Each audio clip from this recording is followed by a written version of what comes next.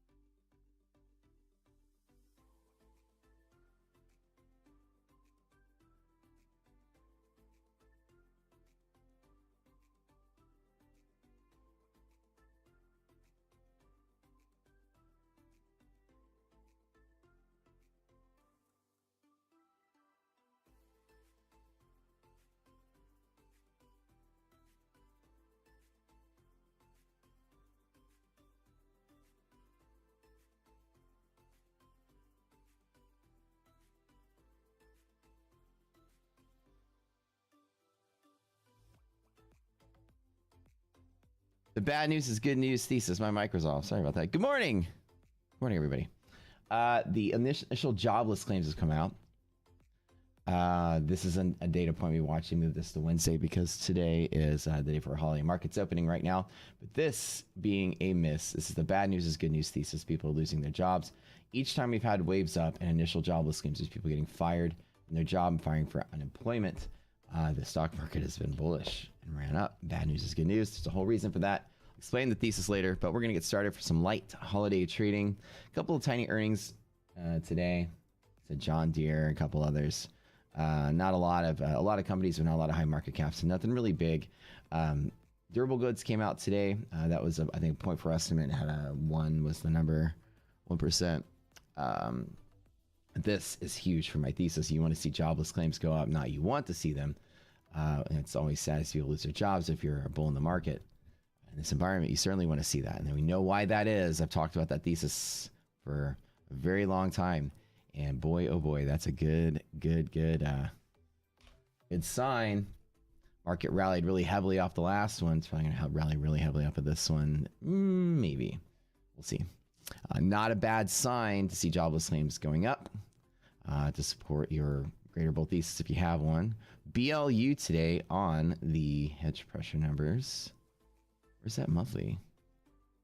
No way. 370 again, still very low. Let me make sure that this is. Let me pull up. Why has been 370 for a little bit?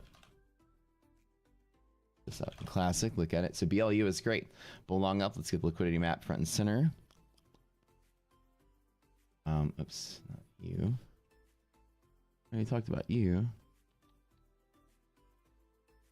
Okay, so we all know belong up is just like this. You guys make sure you hit that like button while you're here. Smash it really hard. Belong up. Very simple. We have a liquidity pocket in the middle, so the minute you hit the middle, it could be potentially random, but if it hits the middle, pops like in the bull zone, that's nice and steady and decent. That resilience is positive, so that number is looking good. I like that. I see that. Belong up is if we open and support it open and keep going, that is a gap and go. So we are opening wherever it is we're opening. Or actually, this is a gap down or gap up and go. But if you open and support at the open and continue to rally higher with positive resilience, this is 1B that's continued to move. If I were to double down on this trade, I'd hit it at hedge pressure, but realizing it had a liquidity pocket, I would stop out of everything at 398. So this is a great sign for a move to the upside today. Bull long up. Things are really solid. While I'm waiting for VIX to load, let's double check the rational signals. This is your morning check. Takes about 5 seconds. Ready? You get your indicators on the screen. S&P, rational, good. Nasdaq, rational. Russell, rational. We are below triple B, which is a usual market. And then, of course, we have the risk interval. And again, VIX has gone nowhere, so that's all nice and clean. We have no index catalyst today that's moved the market or risk interval. That's the other rational. That is not a bad deal. No hedge pressure breaks today. That's nice and clean. And then finally, we want to see that UVXY is not in bull zone. And as long as we are below 8, it is all good signs. All signs, not rational. All signs rational. Then we got res greater than 0. Double check that. Yep. There's a name for this, and we call it the golden setup. Golden setup. Absolutely. Golden setup means all things lined up. Until you wait, you get the perfect signal. Right? Long enough, you will get the perfect signal come up. This is what I call the perfect signal. It's getting better than this. And that is a low. Now, again, monthly hedge pressure can be low in a bull market. That's normal. It's not abnormal whatsoever. It is. This is just what it is. 360, 340. If you guys want to know, and you know, monthly hedge pressure is very low, I'll show you a monthly map that will confirm that. On the 16th of December, you have a bull bear split at 360 and 340 with MHP at 370. So if you keep thinking that, you know, MHP is really far at the start of the month in a bull market, it's really far away from price at the bottom. This is a telltale sign again of a bull market. Whoa. Man, how controversial to say that right now, but look, this is what it is, and this is exactly correct. So I'm going to walk you guys through a monthly map of SPY, and we'll be good. Market's nice and clean. This is perfect today. Oh, this is a runner. Y'all see what I say when you all the signals line up, right? My hair looks like it just crawled out of bed. Don't judge me. need to get my flip going a little better. Whew. I did just drop out or crawl out of bed though. So the play is the play is the long right at the open. Market goes. And the open is support on a BLU with all signs looking pretty. It's long at the open. It's long at the open. Right now, your support is 399.5. Again, not trading advice, investing advice. This is open and go. Open and go. Market opens and it starts to go higher. 399, whatever. I'd be longing from here. Like it says. You have to be cautious of VVXY. Cautious, meaning that I keep it on my radar. Yes. But preventing from acting, no.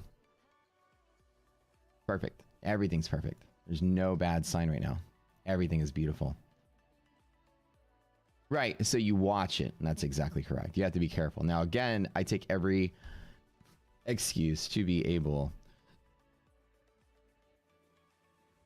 Right. So if it breaks into this and becomes irrational, I just need to make sure I keep an eyeball on my trade and my stop loss. And I just get out of the way. Knowing that irrational markets overshoots can happen. So if SPY hits that hedge pressure and shoots through, this could likely be there, but also know UVXY has a pivot against that. So yes, if we creep up into here, that's a bad sign, but it doesn't matter if you're on the edge or way down here, it is in the perfect setup. So my alarms or alerts to make sure I want to watch this 8 break. FOMC minutes at 2 p.m.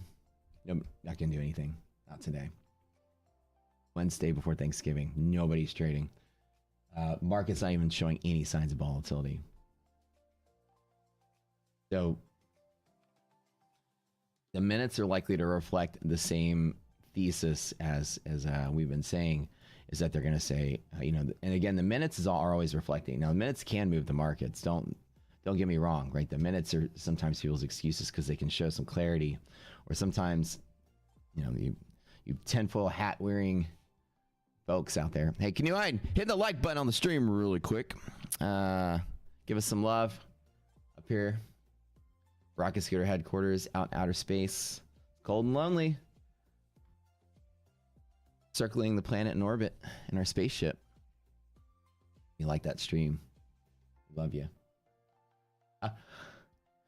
So for tinfoil hat wearing people, they believe that the minutes sometimes contain code words. I've heard this theory before. I don't know if this is real. What do y'all believe? Tell me in chat, do y'all believe this? The FOMC contains the secret code words between Jay Powell and the elite of the world to tell them how to trade it. What they're really going to do. Like there's some kind of, baseball signal or something, right?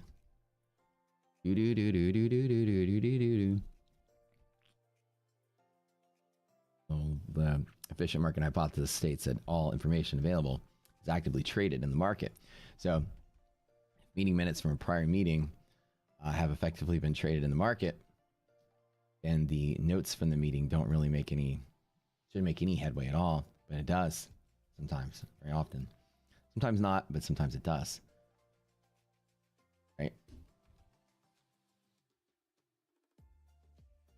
Like if I have that potted plant on my balcony turned backwards, short the market.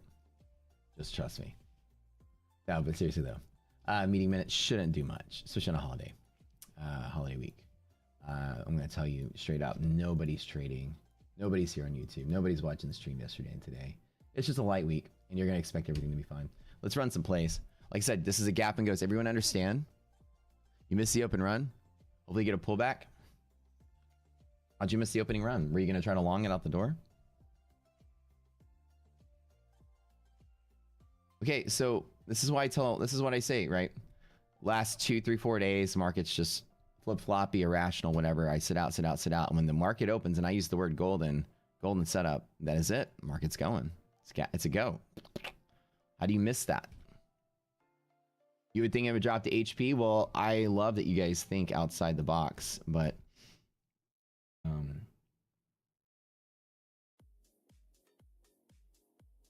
this is what you wait weeks for. That doesn't mean chase. Doesn't mean anything. Again, not investment advice. Can't tell you guys what to do. But when you wake up and the market opens and a BLU and you are supporting that open, anytime you're at a BSD and you're supporting that open, anytime you're in a bear long up and you're supporting that open, all three of those run immediately. They just have to keep eye. This is one of the most important setups you want to wait for. The golden setup of bull long up that could fall to HP, but even so, you guys have to be quick. Now, again, this is not trading investment advice. I'm going to teach you something very quick. Right when the market opens, you have to do your pre-market checks.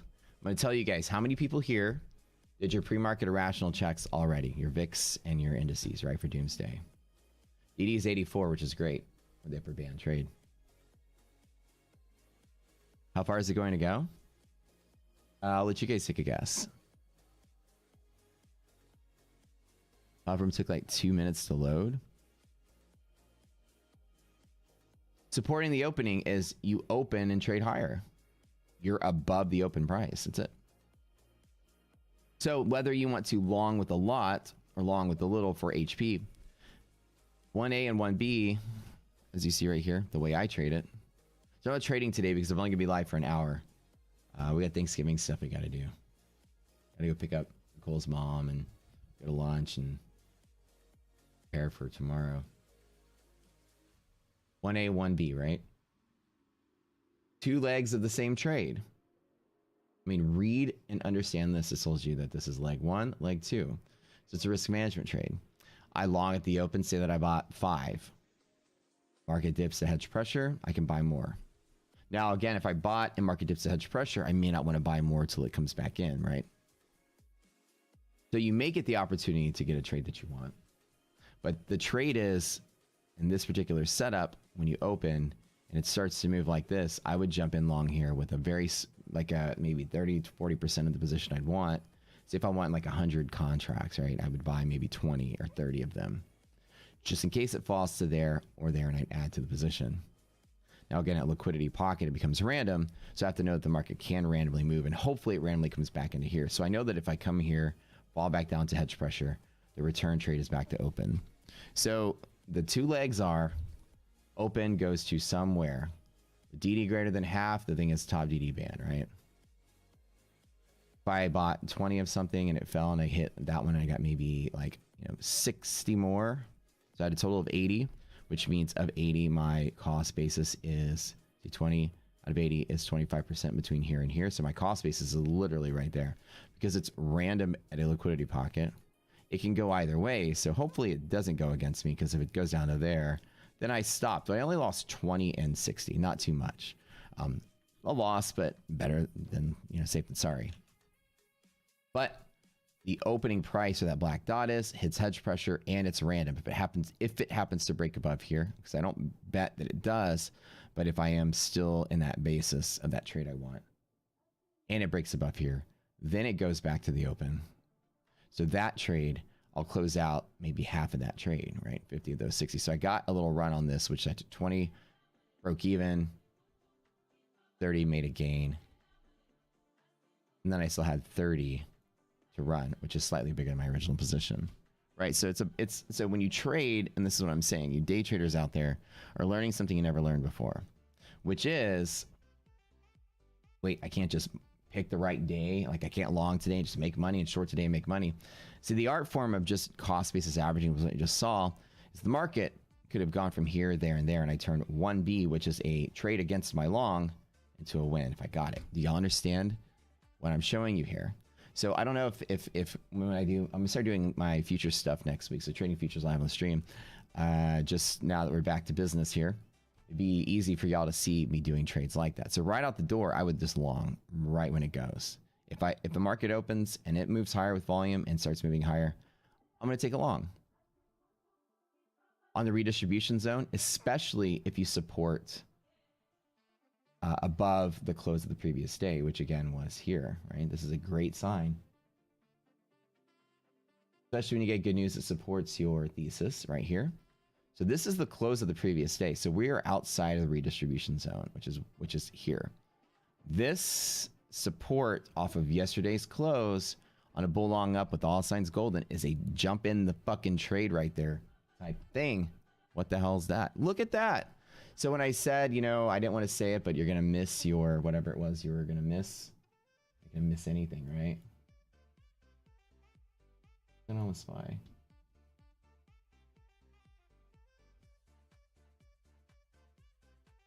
Platform took 2 minutes to load. It shouldn't. If you need your signal right out the door, use Classic. Classic is always going to load when it loads. 30 seconds in. Classic is just, if you're having like, this must have been a dark pool. Let me double check this. No, that's a real print. What is this? 845. Oh, hold on. Don't let me miss something here.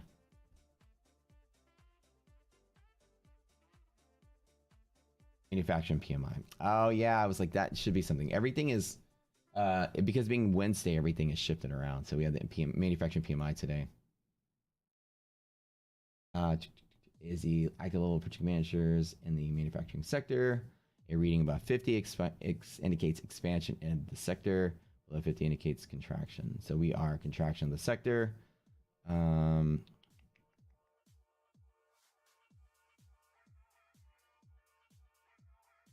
It's about September. Just general slowdowns. Just keep an eyeball on the catalyst and waves today. That's a nice little bump. I still have my Google 100 calls. We've been just kind of dancing around it. They've burned a lot of theta over the last week or so. But man, 100 is right there at the door, and I've got a lot of them.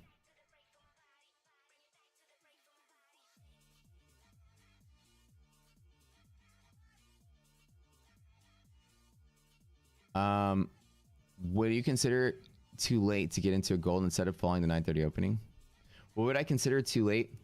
Risk and reward. You always do your risk and reward in every trade. You guys, man, I'm glad y'all found Rocket Scooter. Y'all gonna learn how to trade. Y'all are asking questions that are great, but it's not about too late. It's about risk and reward. Every trade you make is risk and reward. I mean, every trade you make. If you thought it was going to dip and you didn't jump in at the open, even though you thought it was going to dip, you're not doing risk and reward. You guys are still trained by wherever you came from that are instructing you to just pick a side and hold on to it, and you're eventually going to make money. You'll either be right or wrong. And you don't make money that way. You make money knowing where it goes, where you want to get out every time. Every time, but you have to be quick. If you're not quick, you're not going to win. I promise. There's no way to cheat your way in this world into a millionaire status as a trader or get luck into it. Never happens. Eventually, your suckiness will make you lose. You're going to get lucky. So to be great, it's risk and reward. Okay.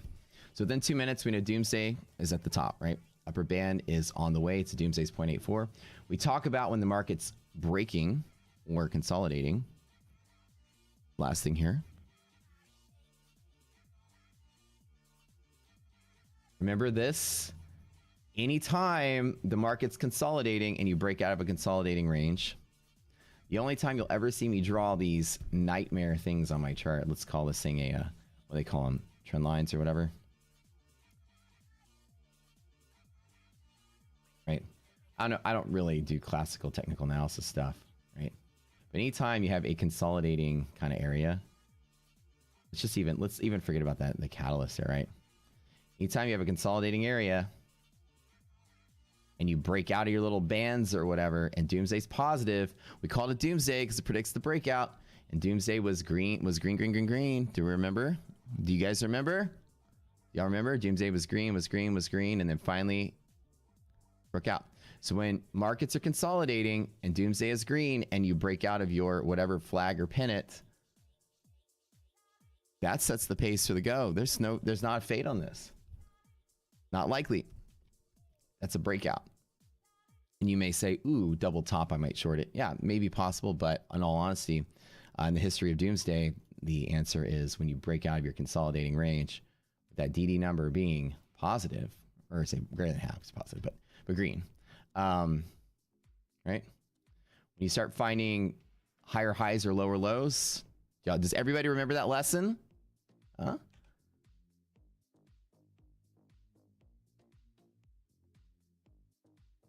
All right, I'm gonna make you guys watch an ad. Click that like button while y'all are here. Make sure you smash that like button.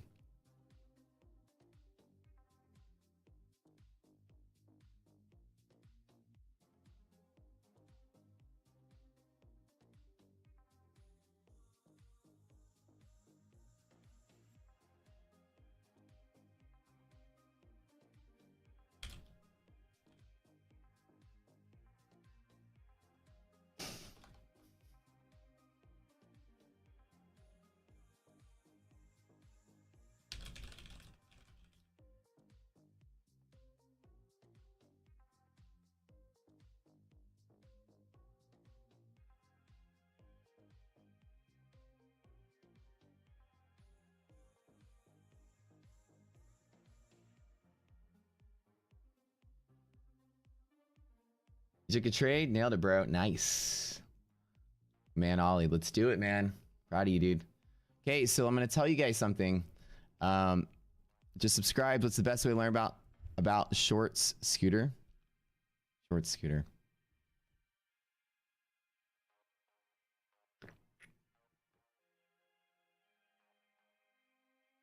Get to this. I say mango passion fruit. Mango passion fruit. I like neither mango nor passion fruit that much. Mango's all right. I mean, all right. Living in Texas, you get a lot of mango, all the things, and especially when it comes to margaritas, there's always a mango margarita option. Not bad, it's just overly sweet. Super sweet. Passion fruit, bleh.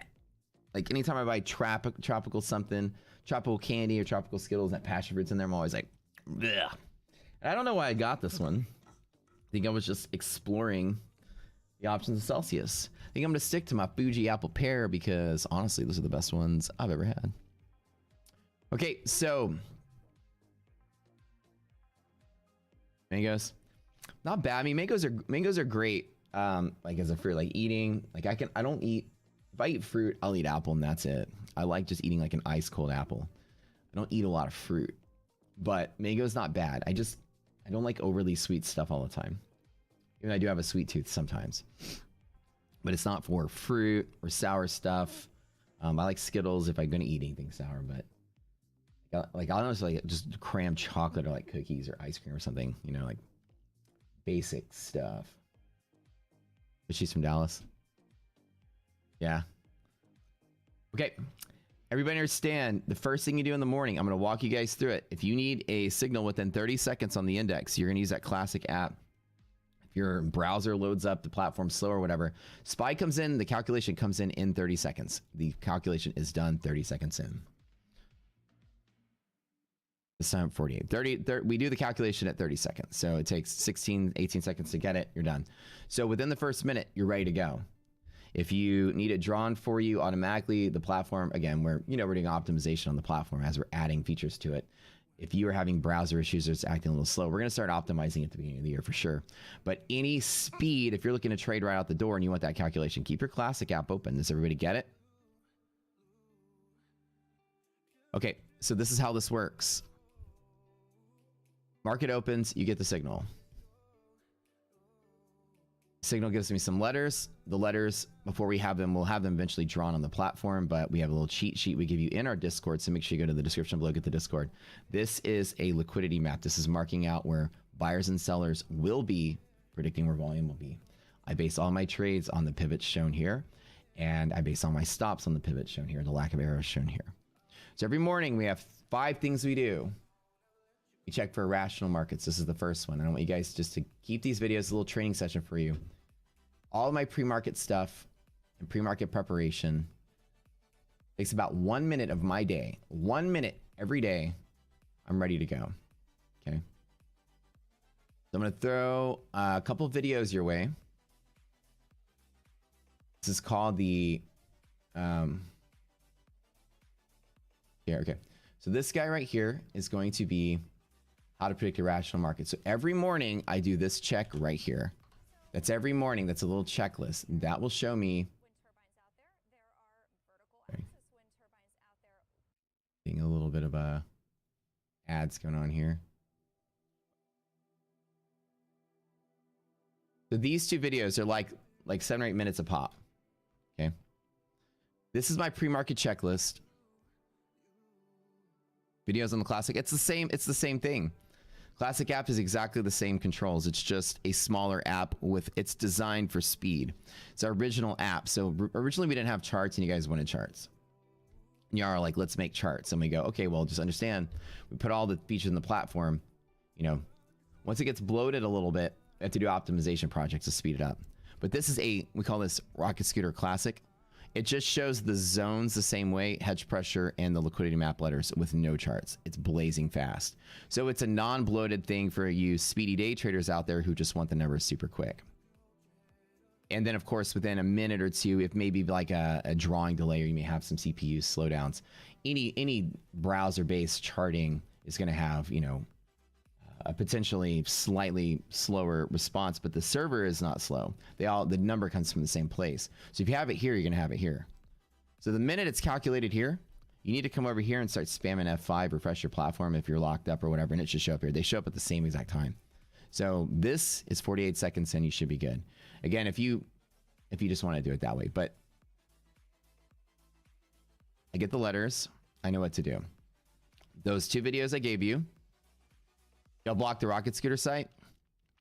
Ooh, you know what? Let's talk about that, Ollie. Can you go to the wish list and put something about that and say, hey, my company's blocked the rocket scooter site? Because I want to prompt a discussion with my team on workarounds. Your mobile app should be able to run Classic. We designed it to do this. So when you collapse Classic, I designed it like this. You see how this looks like a cell phone now? We designed Classic to be my work blocked rocket scooter thing. Oh my God, I'm gonna be serious here. Are we going to 427 Spidey? Oh yeah, we're rallying. This is the breakout. Oh yeah, this is not gonna fade. This is it. This was that breakout. This is that thing when we wait, and you get the breakout. That's it. This is going. And how many of the gurus out there are gonna try to fade this? This is all signs up. This is great news. Whew. Man, my hair looks like shit today. Why don't y'all tell me I look terrible? I literally like slept like this probably. My glasses are on. It's gonna be serious mode. These are my old glasses. Oh, these are my new ones.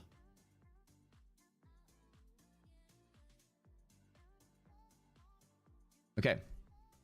So pre-market check, you check 5 things. In our Discord, our trading rules are completely repeatable. Everything I do is in my trading rules. I never break them. I never violate them. They are very clear as day. Every time at the end of the day, people say, hey, I was going to do this or do that, but I don't understand. And I always go to the rules, And they go, oh yeah, there it is. Right? Everything we do is clearly stated. Our stuff is extraordinarily repeatable. Okay. So in here, strategy guides, there's a glossary. There's a list of videos and ways to get started. These videos are very, very, very short. Very short. We're making a bunch of them now. Liquidity map is going to get you your map. Eventually the algorithm will start showing where all those lines are and putting your alerts on the charts. And one of the next things we're doing. Just got a note from the tech support team. Right now they're about to do multi-windows, multi-charts. It's coming out in about a week or less. So you can have multi-charts, pop out the charts, pop out the scanner. So you can independently isolate those things from each other. So by the way, you guys don't want to smash that like button, support your trading platform development team, help the YouTube algorithm out. Can you minimize the scanner? That's also in this sprint. That's absolutely there as well. What's up? Good morning. Expulse, what's up, dude? Welcome, brother. Good to see you.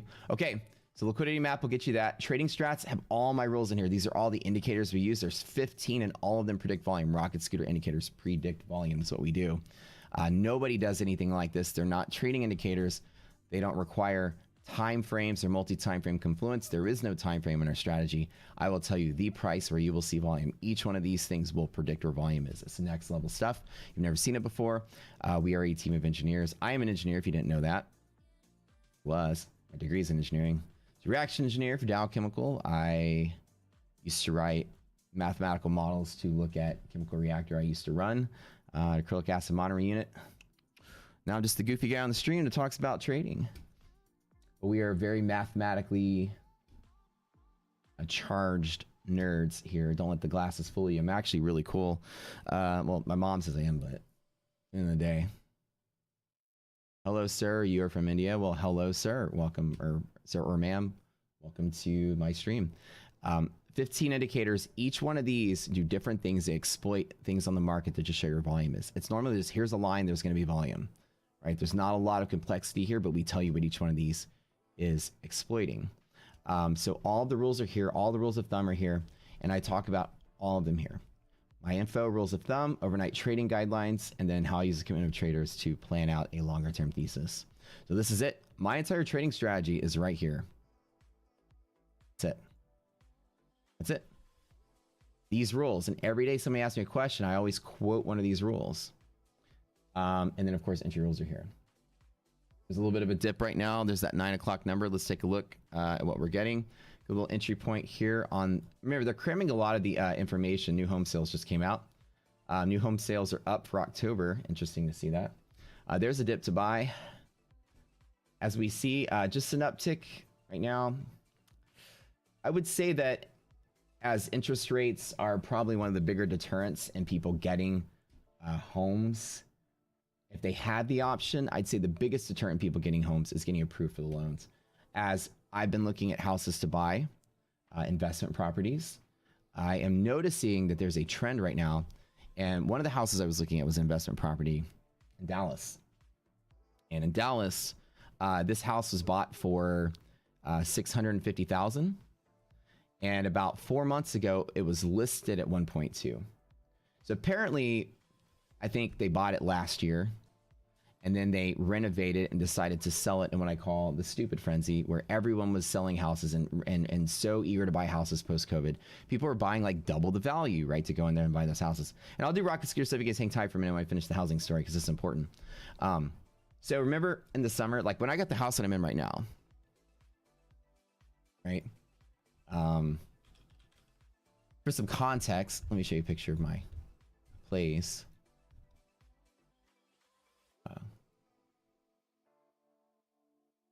Is my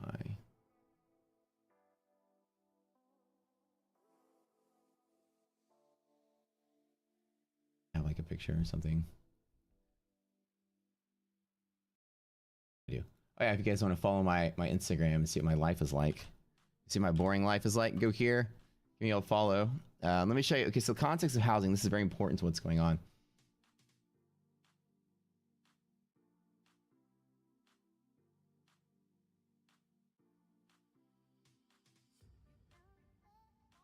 All right, it's hard to see. It's in a reel, I guess, but I have a 4-story townhome in the city. So it's like, you know, I live in Houston. I could throw a rock in his skyscraper. That's basically, okay, think of it like a tall, skinny thing. Okay, so now keep that in your eyes.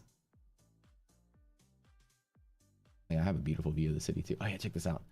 Oh, I love my view. It's so nice. And my neighbor's there, and him and I chill in the balcony and drink. Okay, nice.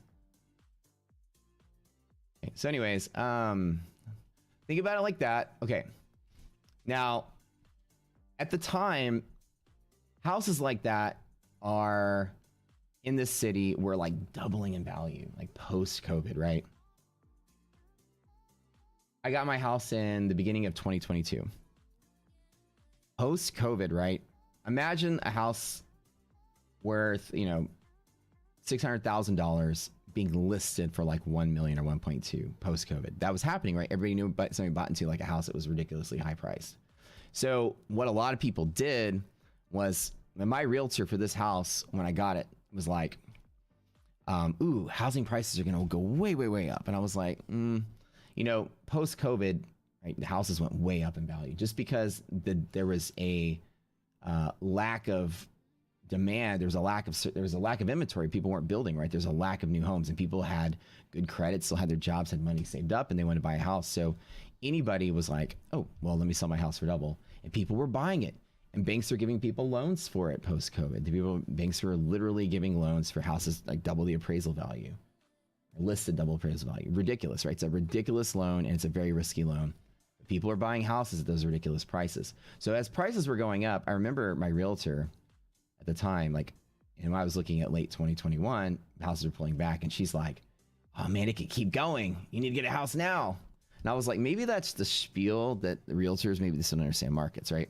It's like Bitcoin's going up and it dipped. It's got to go back up, right? No.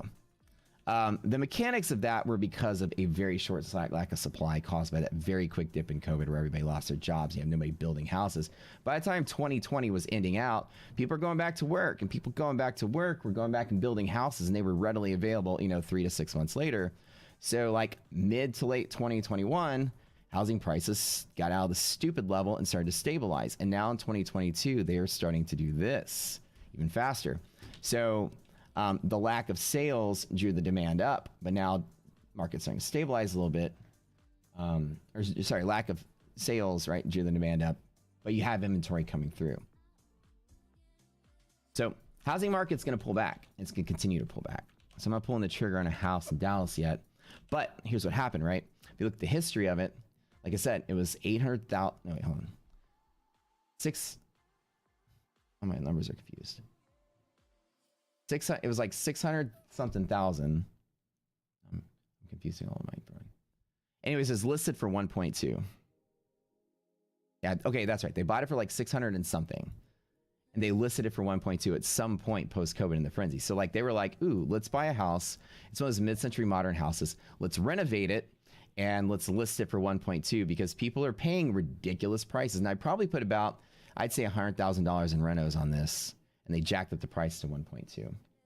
And month over month over month, it's been coming down. And now it's listed for 800.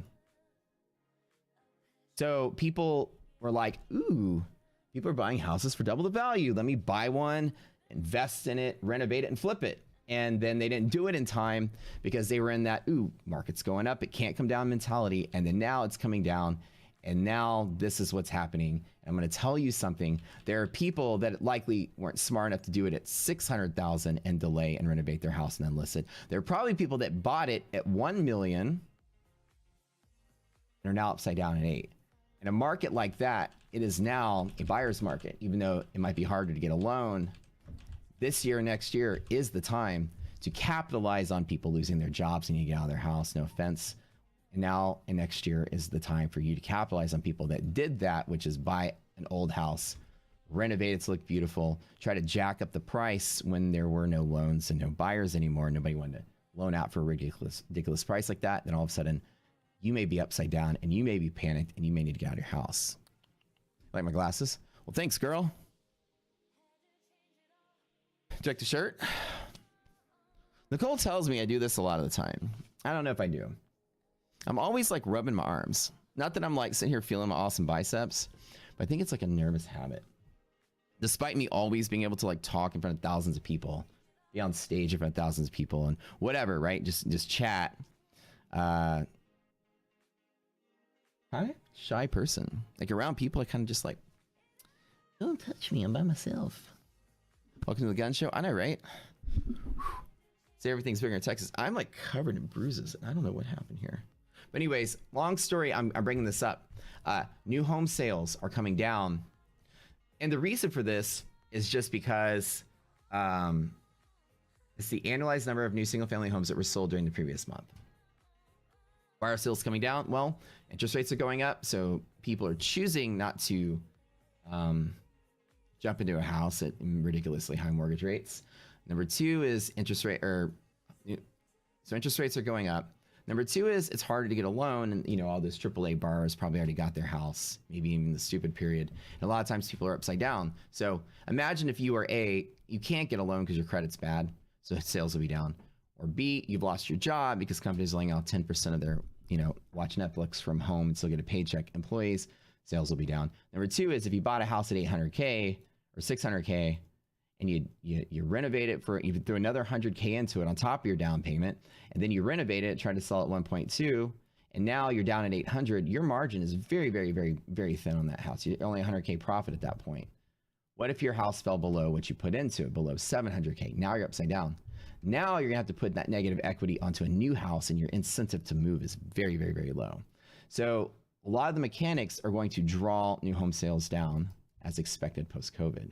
Now, this is a little bit different because people were, obviously at that time not working, and you're not gonna go out and buy a house if you don't know the state of COVID. But in this era right here, like post-vaccine era world, it's just a supply and demand thing. So new sales got a burst in January 2022, if you can guess why that is. Do you remember summer of 2021? Remember 2020 and 2021, lumber prices went crazy? And because everybody's on a building frenzy trying to capitalize on that building frenzy, and that's why you start to get some boosts in sales. As you come around winter time, people typically build in the summer, a lot more in the winter. And so the idea that you get more houses sold is just a carryover from people building in the summer, and you have a surplus of inventory. And of course, people were buying at the high prices and stuff, and that would be all through here. And then that stupid frenzy is over. Now we're back to normal. So this is just a little noise today. New home sales are actually up compared to the forecast. And I think that that's just the state of people not losing their jobs as fast as you think they would in this environment. Employment's nice and healthy. As houses are starting to come down from ridiculous values, it's just hitting a nice equilibrium for people to want to buy. That's my theory on that. So right now, it's like, oh, you know, that 800,000. Wait. Okay, I was telling the story of the house. Or it was 600,000 or 800,000. The one that jacked up, the one in Dallas. What were the numbers?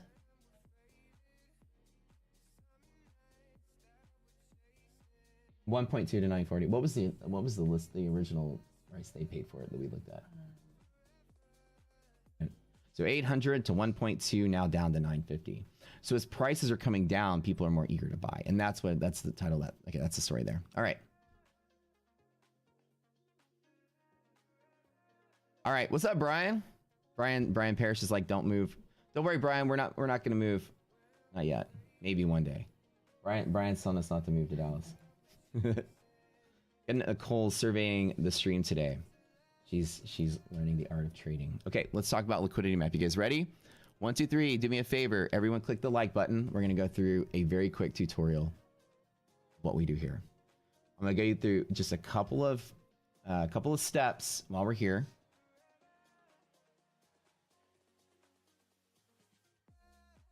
And B, just smash that like button. Okay. This is when I tell, when people like in choppy markets overtrade, and the minute I wake up and you hear Matt say the word golden, it's like, the way I like to do is wait, and you get that golden signal, that's the time to go, right? So it's like if you wait and you get that perfect signal, this is a month's worth of work for many day traders. You get that, you just wait maybe a week and get a good signal and take it. This is a great signal out the door. Emilio wants to move to Texas. Hey, we'll get a guest stream, dude. You and your girl, y'all come stay with us. You can come crash for a while if you move to Texas.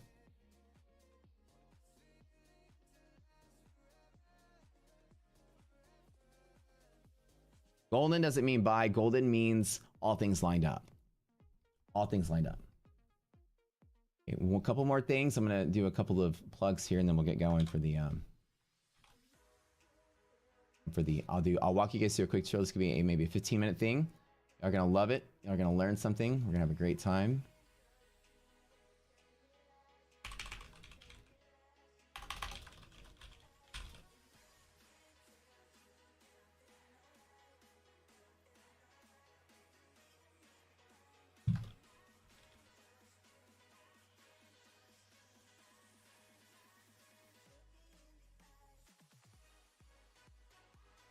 Okay. I'm gonna turn the camera off for a moment. I love y'all to death, but no more camera anymore. Hold on.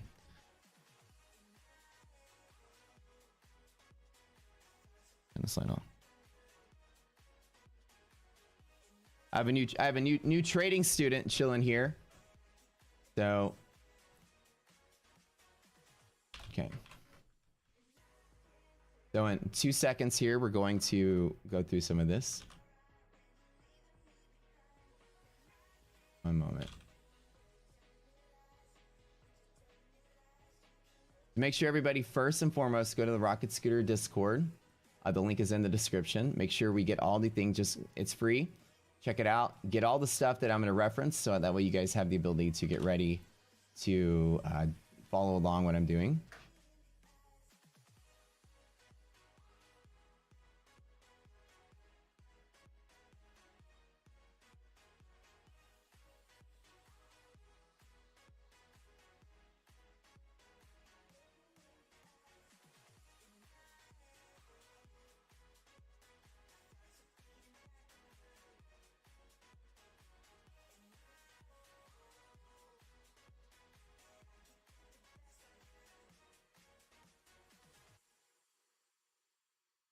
Okay, get 2 more seconds. We'll get ready to get started.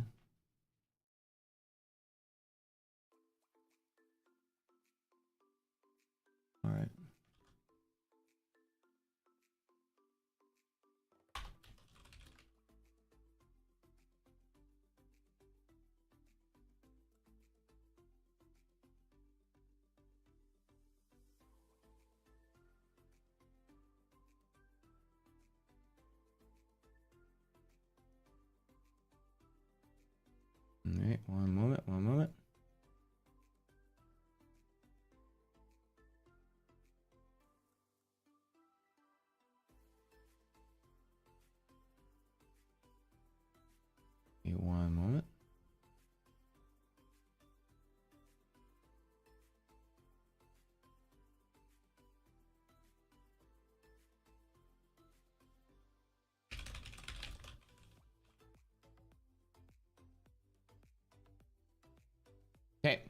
training on the golden setup.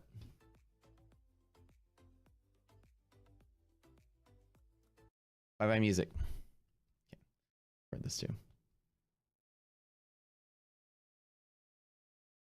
Let's get started. First thing you do every day, make sure you're in our Discord. Right here. Everybody go to the Discord. Link is in the description below. I will post it one more time. The Discord is going to be free. There's a free trial of all of our stuff for a week. Go here, check that out. Go here for the free trial. You can get our software for free. No credit card required. No strings attached. Nothing. Got you a new webcam. Woo! Sexy boy. You gonna be streaming?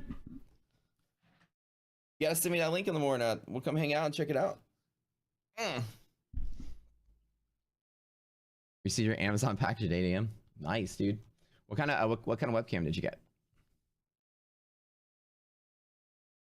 Everybody come here. This is the golden setup. We're going to talk about it.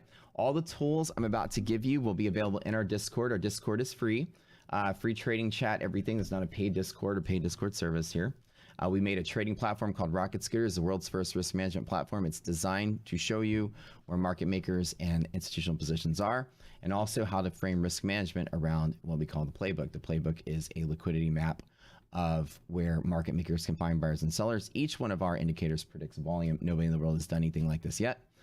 No more multi-time frame confluence, no more technical analysis on charts, no more looking at daily, weekly, monthly charts. I trade even without charts. All I need are numbers. I'm going to show you how this works, and I'm going to show you why today we call it the golden setup. This is something that's very important. So golden setup is all signals line up in markets nice and great and stable. We call it golden just so one word can go and tell you a whole bunch about the market to begin with.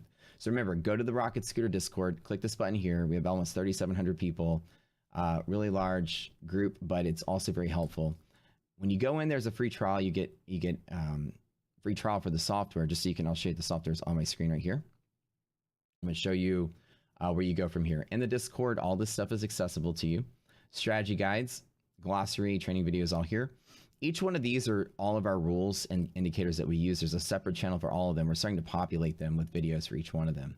An example will be Index Catalyst. We made a video. It'll have like a quick little blurb of what that indicator is and what we do and how we measure it, and then a video to go with it. So we're going to start adding these one at a time. You might hear me say some terms. What does this guy mean? Call wall, call zone, put wall, put zone, whatever, bear zone, bull zone. You're going to see words like this. And we'll say like call zone, bull zone, right? And put zone is going to be bear zone.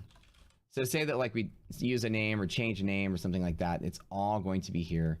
And if you're like, what is this guy saying? Resilience, you know, half gap, HG, LU, every single thing that you hear me say can be summarized in your glossary. We'll show you. Okay.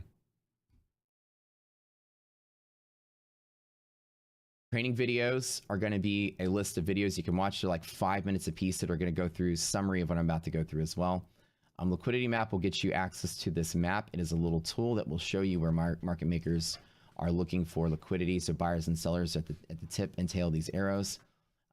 Trading strats are all my strategies in one page here. I never break them. And every time somebody asks me why I did or didn't do something, I always reference this. There's no avant-garde trading style here. Everything I do is repeatable. And it's the same thing every day, the same style. This is a breakout and a continuation of the bull market. And I'm going to talk about that today as well.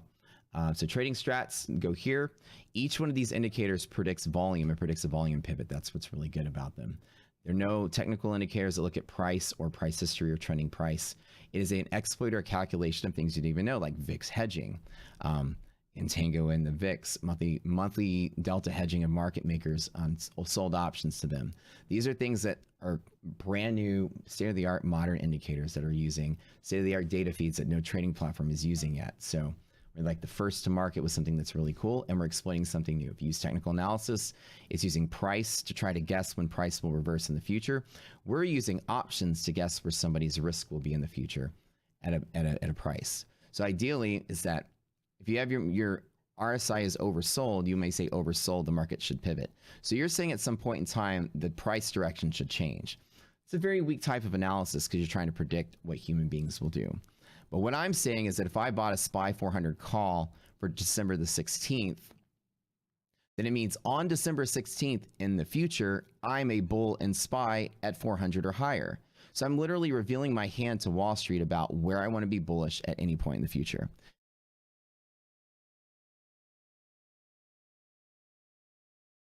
So when we start analyzing futures, what we do, our technology extracts only, futures, options, our technology only extracts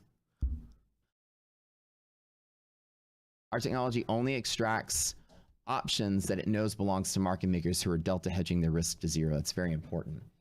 How do we know where market maker options are? That's our mathematical strategy here. So when you do that, you can isolate the real bull and bear side of the market. And that's really key for this style of trading because I use it just to frame risk management. I don't want to be a bull where it's bearish and bear when it's bullish. Easy as that. So coming in here, each one of these indicators, I'm going to talk about a lot of them today, will predict volume, and they go in order from top to bottom. Irrational checks help me understand if I want to sit out of the market or play the market. Usual or unusual tell me if I want to play small or play big. And then once the market is rational, I will use these as my pivots to trade with.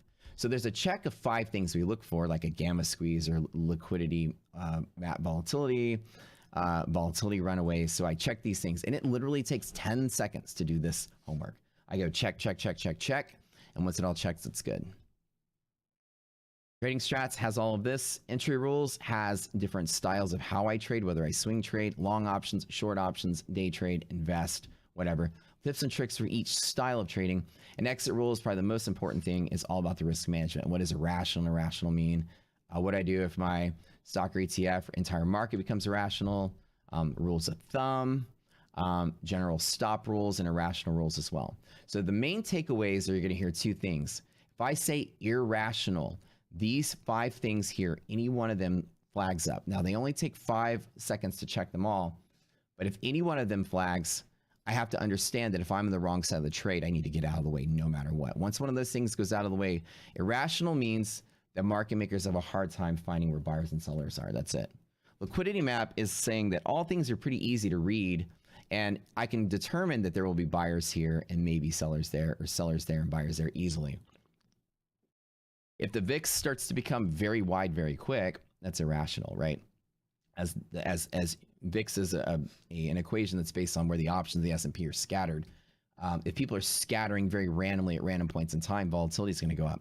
So you're basically saying, like, if people are not really disclosing their risk, i.e. buying options is disclosing your risk in a very patternistic way, then you don't know when people are going to act if their risk is all over the place. So it's less seen, right? You're more in the dark. You're a little more blind. So the market is less predictable, or buyers and sellers are less predictable, which is what we're exploiting. Liquidity is where buyers and sellers can be, and higher liquidity than a base state is that they are in close proximity in price and time. The price can, they agree closer to where buyers and sellers like agree on the price more, or they will flip their position faster. Markets are more liquid. Markets are less liquid. The market makers don't know where buyers and sellers are, and that's it. So an example is if I have a BLU, which is a code that says I'm expecting buyers to be here or here or here. If I get to here, I should see a volume spike, and you always do at these hedge pressures is a guaranteed volume spike. Doesn't mean it's going to reverse, but I know that that's the action that I need to see that high volume to get my position going. And so if it doesn't happen, if it hits there and there's volume and I still keep going, then I know I'm not going to get that burst to reverse it at the place I want it, and I get out of the way. So this is a glorified system of risk management. The market comes down where there are no arrows, then I have no idea where market's liquid. Neither will the market makers. That's the point of this. Think of this as like a treasure map. I'm a market maker lowering price to look for buyers. I know they're going to be here, so let's go there. Okay, there's the volume. We had some buyers, but there's still more sellers. Okay, get out of the way. Let me find the next place where there's buyers. Ooh, okay, market rallied, and then volume died out, and then we fell. Okay, buyers came. There wasn't enough. We're still overrun by sellers. So you're thinking like a seesaw, right? If the volume comes and it bounces and the volume goes away and it still breaks, then you're getting additional selling pressure that you can't predict. And so I get out of the way. So where there's no arrow, there's no liquidity. And if you expect the highest amount of buyers to be where I'm circling, and you get there and that big volume comes through and there's no more, then there's no evidence there's going to be a big volume spike randomly anywhere else. So you don't expect there to be buyers anywhere. They could be anywhere, but that's the point of irrational. The market is completely random at that point, and you can't predict anything you're doing other than the fact that you can 100% predict that you're on the wrong side of the trade if you're long. That's the point of that. Can I get some yeses in chat if we all understand the basic premise of liquidity map? I will show you where volume pivots will be. I'm predicting tomorrow's volume profile today. I will show you where high volume spikes will be. So I'm isolating all prices of all things into a couple of actionable pivots, and that's it. It doesn't mean I'm predicting it will pivot, but I know if it needs to pivot, that's the only place it will pivot at that I can predict, or anybody can predict, or market makers can predict. Market maker is an institutional entity that volunteers for a job and gets paid to do it. They quote the bid and ask price of the market, and they can lower their prices on both sides or raise their prices on both sides to give a fair pricing of where they think buyers and sellers will be. They're going to lower price to find buyers, raise price to find sellers, and that's basically it. Okay. So this is a video that I'm making today on what's called the golden setup, and I'm gonna walk you guys through a couple of things. If you come to liquidity map, you're going to get this graphic, and liquidity map is going to show you where each of the we call it the playbook, but liquidity map is like a bull long up is one of them, bull long down is one of them, bear short down, etc. Okay. When you get your liquidity map out, it's going to have a bunch of letters, so available in the Discord, and Rocket Scooter will give you letters at the top for any ticker you want, any ticker you want. So SPY is a BLU today, and so I'm going to come down and say, okay, BLU is here, and now I have SPY. This black dot means open, so there's a legend at the bottom. The 930 open is the black dot. So in a storybook form, this is telling me a couple of things. It's saying that if the market opens here and supports at the open, which means we trade above and bounce off the open and then go higher than the open, then it's going to rally to the next resistance. Or 1B, which is the second leg of the same trade, is I can long here, and just in case it starts to fall, I can choose to long again here and trade it right back to where it started.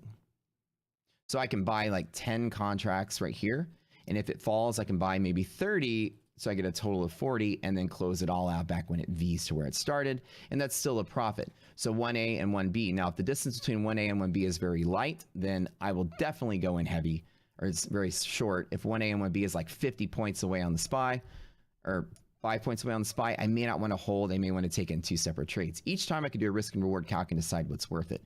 But either way, it either opens and goes, it opens, hits this hedge pressure and bounces, or there is a particular break of hedge pressure where it can sandwich between the yellow and blue. They're all three adequately tradable. And again, showing you where they all are. Bull zone, bear zone, and hedge pressures will be shown here. Now, monthly hedge pressure is really far away today at 370. So it's way, way, way down there. So it's not even actionable today because I wouldn't trade if the S&P fell, 300 points today. But let's pretend that that one's off the table, and let's just look at the two that we had. If you remember this bull long up on here, when the market opens, we do this calculation within 30 seconds of market opening, and then I'm going to take that, I'm going to compare it to what I see on the liquidity map. BLU is showing me two different setups here. I'll get my handy dandy pencil and notebook. I'm just going to draw where that opening price is. There's your little black dot. And either the market opens and goes to the next resistance, okay? Or it potentially falls and hits here and comes back, and I can close out for a scalp there. So whether I gap and go on the rally, which is today, or I buy again, exit there, either way, both of these trades are possibilities. It's playing two hands at the blackjack table. And so say that I bought SPY maybe 10 contracts to trade. I know that I'm going to stop 1 point below where this blue line is because it's a very, very, very long fall to this yellow. I don't want to hold 300 points on the S&P. So I know that I'm going to stop, and my rule of thumb is I stop 1 point behind any pivot that you see. One strike distance behind any point you see. And if you don't hit the strike distances, it's with the options that are available to buy. So if I want to buy SPY options, I have to buy 400, 401, 402, and that's the minimum denomination of SPY options. And how do you know that? On the side of the Rocket Scooter app, we show you the ladder of what's available. So functions walls right here. You'll see that 404, 403, 402. And I will look and see SPY is trading at 401. So I'll come over here and look at 401 and say, okay, they're only 1 point apart, right? This is telling me which options I can buy for the ticker that I'm looking at. So if I go into here, I can type in SPY, for instance, and it just shows me where the walls are, but it also shows me the options that you can buy for SPY, 393, 394, etc. So they are 1 point apart. So therefore, my strike is 1 point below. So if I go to my liquidity map, and again, we're going to go through the 5 pre-market checks in just a second and go through this really quick. So if I wanted to buy again, 1 point below as my stop. That's it. Now looking at this, if I bought 10 and it rallied, great. I got a medium position. Market rallied, that's good. If it fell and I bought 30, like I doubled down or tripled down, my position is now 40 total. And it just rallies back up to hit the open. Remember, the open and closing price from the previous day are always really strong pivots. So I can either buy, and if you think it's going to fall to hedge pressure, buy again and buy heavier as long as the risk and reward are done for each trade. So if I bought 10 at 399.50 and stopped at 399.8, that's 10 at a 1.5 loss. Okay, just distance traveled. This, oh wait, 398, 399.50. Yeah, so if I bought 30 at 398.50 and I stopped again at 398, let's just say an example, 397.50. So that actually makes it 2 point loss, and I had 30 at 1 loss. Now I know that I have 2 legs of a trade. I bought 10 here expecting to go somewhere. So let's pretend I did a calculation and where it goes somewhere is going to be exactly 403. And I'll show you how I predict price targets where I think it's going to go.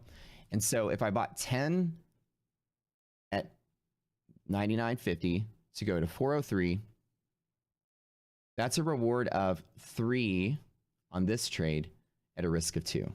That's a great risk to reward. If I wanted to buy again at 30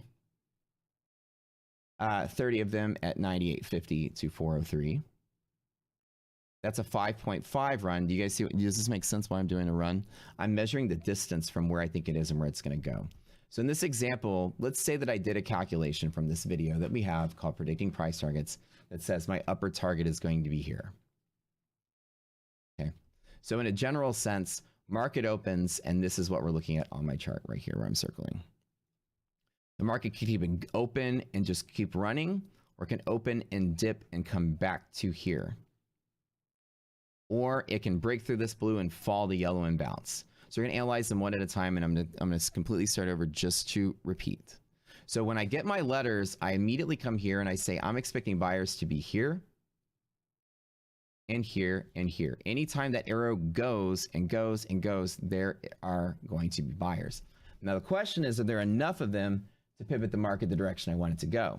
And when it gets there, I have to decide. So market either opens and rallies, it dips and returns, or it falls and goes. So let's analyze them one at a time. The first thing I like to do is eliminate possibilities that don't make sense. If we break through this blue and it falls to yellow, which is way, way, way, way down at like 370, that's a 300-point drop in the S&P. That's a 10% drop. We'll be hitting circuit breakers. So this is not even possible today without the market just completely dying. So I'm going to eliminate one of them already. 300 points. When markets fall 7%, they shut down. Typical move on the S&P is 2 to 3% a day, right?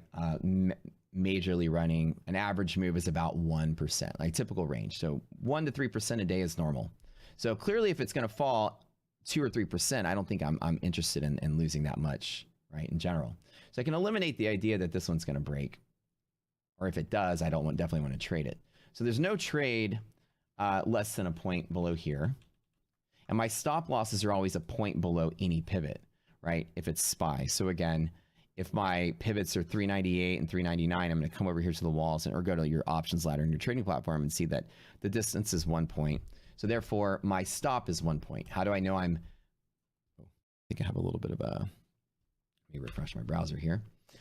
So I know that I'm having a little bit of a... Back here. Let me close down some of these YouTube things where I was drawing here.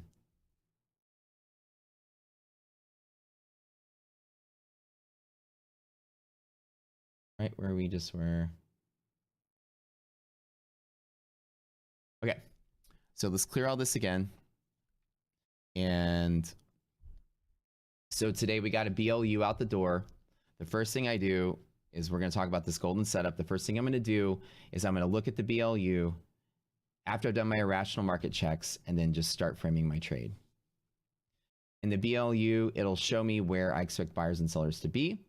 And I have to determine if I want to trade to begin with and how much I want to trade. So just an example is that I'm going to do a quick risk and reward to show you how I'm going to decide how much I trade and when. And I'm going to go through all the steps of what I do right now. Okay, so I'm going to start all the way from the beginning and just show you that this BLU is telling me that just bear with me as I show you this. I'm going to skip to the end and then we're going to start over from scratch.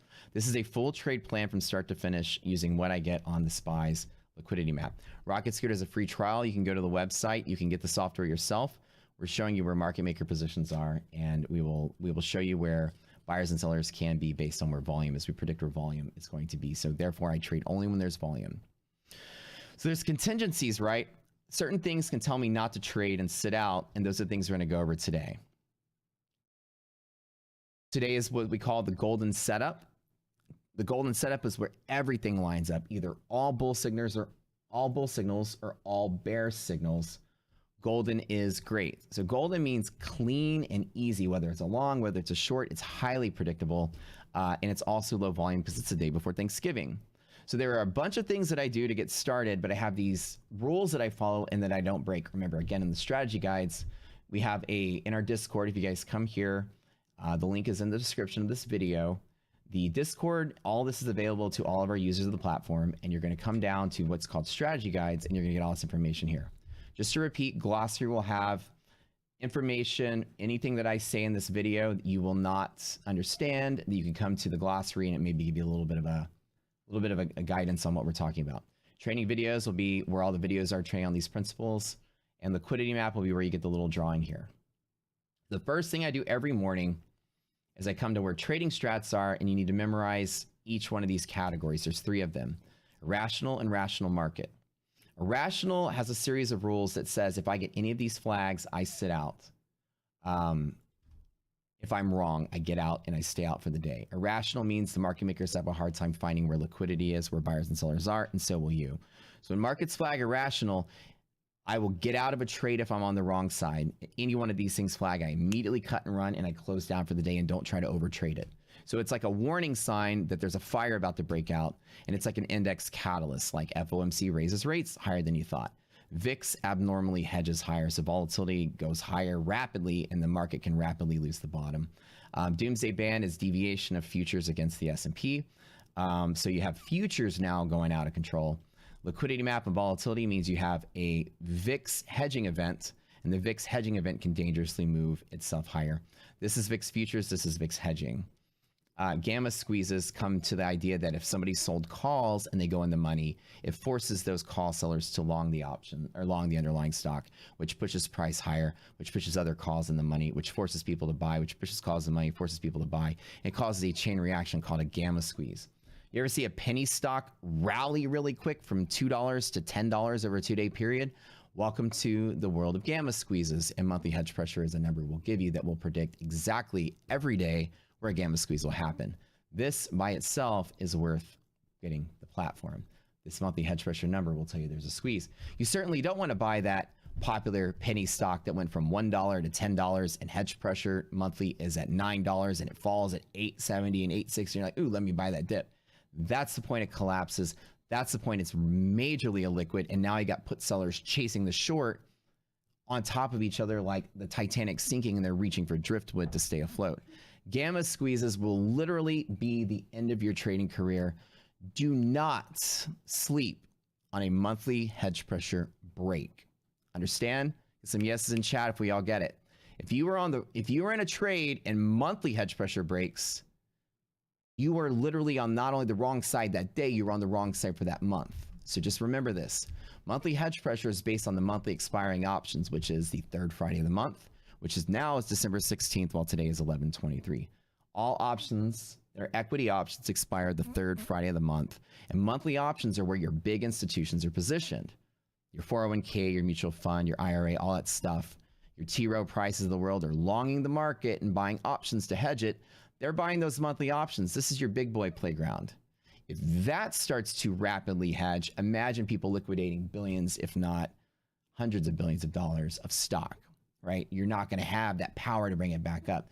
So these are things that if you get on the wrong side of any of these things, get out of the way. Now, if you want an additional content on each one of them, catalysts, they're all special categories. Each one of them has its own category video and cheat sheets. We're going to be populating these over the months. So first and foremost, I check 5 things. This takes 10 seconds, and it's just like yes, yes, yes, no. Now, some rules of irrational are if I'm in a trade and it breaks irrational to the downside, like that, like if I'm trying to long the market and the market goes south and flags irrational, I get out of the way and I do the next best thing that I can ever do as a trading. This is a secret. Everybody write this secret down. This is the biggest secret of trading. I'm going to tell you one button you can click. It'll be the best trade you ever make. Ready? What I want you to do is I want you to trade your future insanity for sanity, and I want you to click this X right here and close your platform down, and don't be an idiot. If it's irrational on the downside, you click this little guy, it closes it down, and now you're safe for the rest of the day. Don't look at your phone.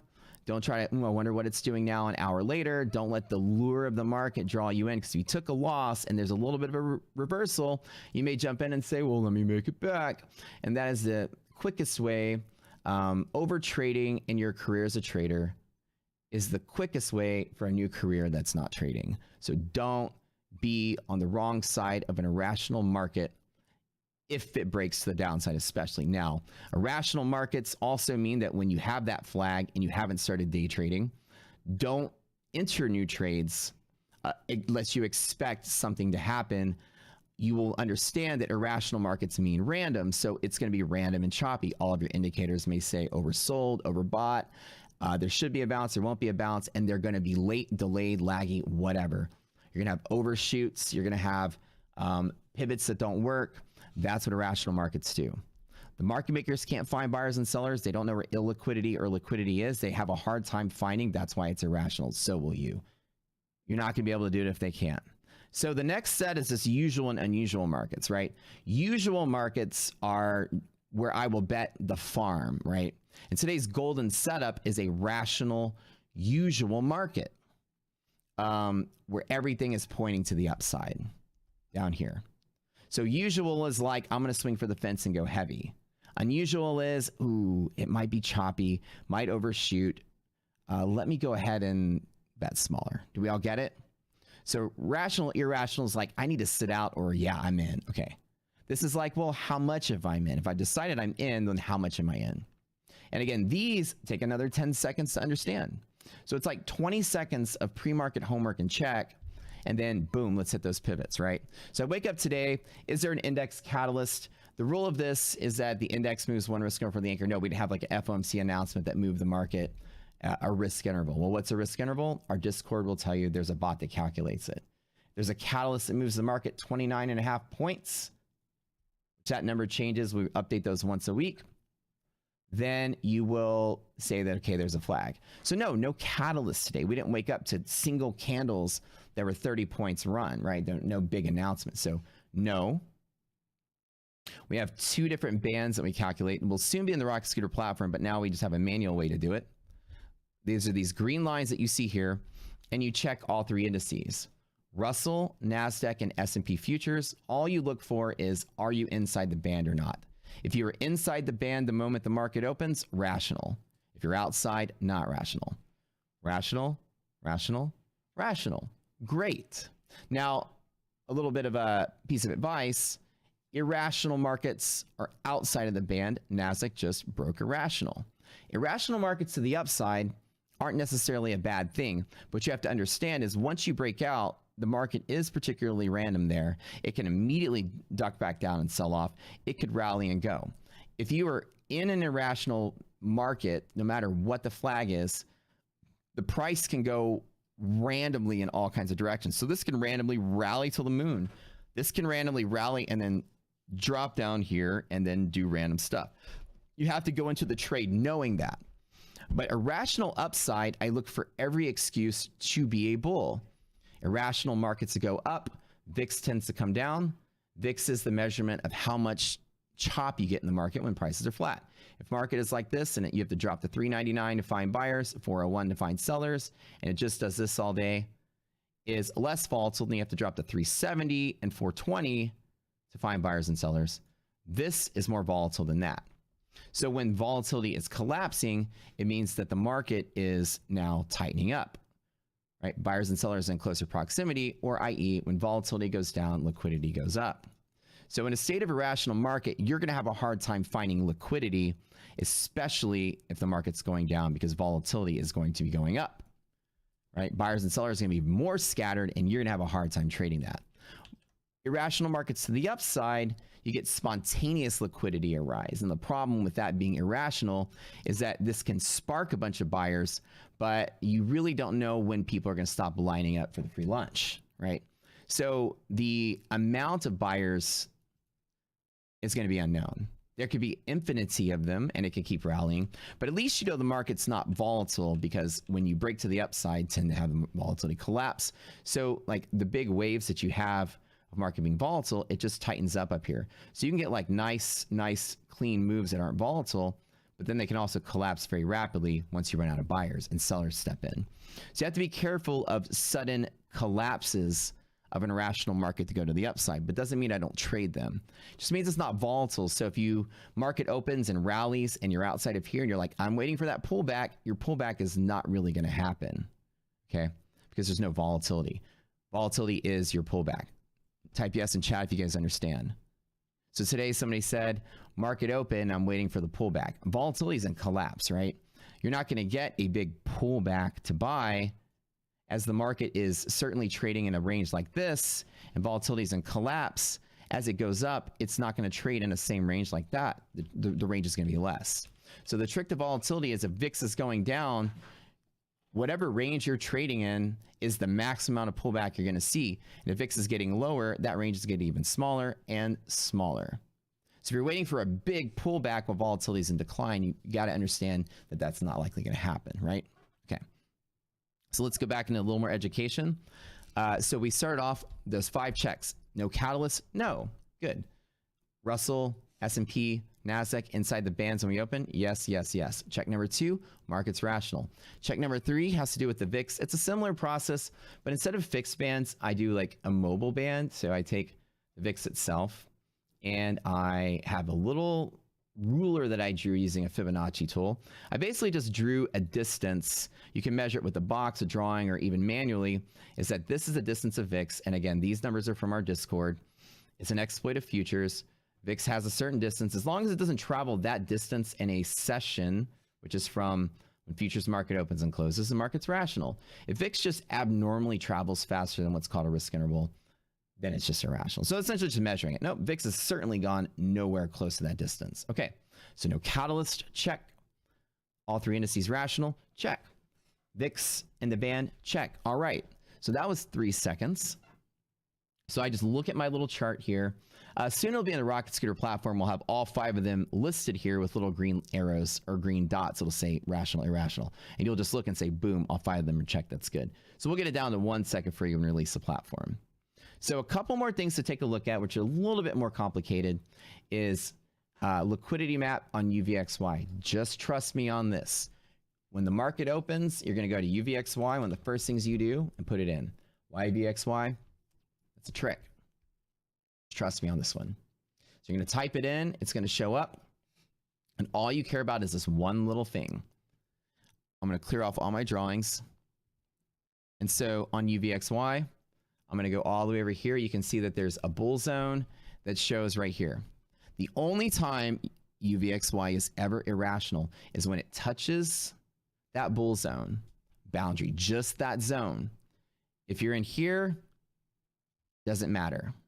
It's rational. Here it's rational, here it's rational. But if VIX is selling off and the minute it touches that bull zone and bounces, this turns irrational on, and it is on all day long until it goes outside the zone. That's number 1. Or if you touch it from the bottom and break through, again, it's irrational. So the trigger is you interact with the boundary of the bull zone. Just trust me on this. Just the boundary. And the minute you touch the boundary, if you're above it after that, it's irrational. And it's rational when you break below. So today, VIX opened and it's down here. Perfect. No, totally fine. If we open here and it does this and trades up, class, irrational or rational. Let's go. Which one? Type it in really quick. You open down here, VIX gets a little bit of positive hedging, and now it's on this side. It is irrational up here. If it breaks back below, clean, rational back on. If VIX opens here, forget that these hedge pressures are there. If VIX opens here and it falls right to there and continues to rally, and VIX is going through the moon and the S&P is collapsing, is this rational or irrational? Here, what I'm drawing here. It falls just to right here, hint, hint, and rallies. Rational or irrational? Rational. It didn't touch the border. Don't be tricked. It needs to touch that edge. That's where the chain reaction starts. It's while the market's crashing, it's still rational on this flag. It needs to touch or break through it for it to flag. So that's a trick question, just to let you guys know. You have to touch the edge or the flag doesn't turn on. There's something magical that happens here. We had a whole video on that, but just trust me. While it's abnormally volatile, it's still somewhat predictable that the market's collapsing because the trigger is usually the hedging from here. Now, as long as you don't touch it, the trigger is just market selling. It's not a volatility of it. The irrationality comes from the fact that VIX causes the sell-off, right? But if you see it happen like this without the tap, it's usually the sell-off causes the VIX, the other way around. You're looking for signs that the market is nice and stable, and then all of a sudden, people start trading the VIX itself higher, and by trading the VIX itself higher starts to force the S&P wider because of arbitrage, which kills the S&P if it breaks a critical thing that causes a chain reaction in the S&P. You're looking for VIX to cause an otherwise stable market to become unstable. Do we got it? That's what rational means. As VIX measures the distribution of options in the SPX in 30 days, VIX can reflect what the S&P is doing. If the S&P starts collapsing on its own because people are selling stock, then yeah, the VIX will go up.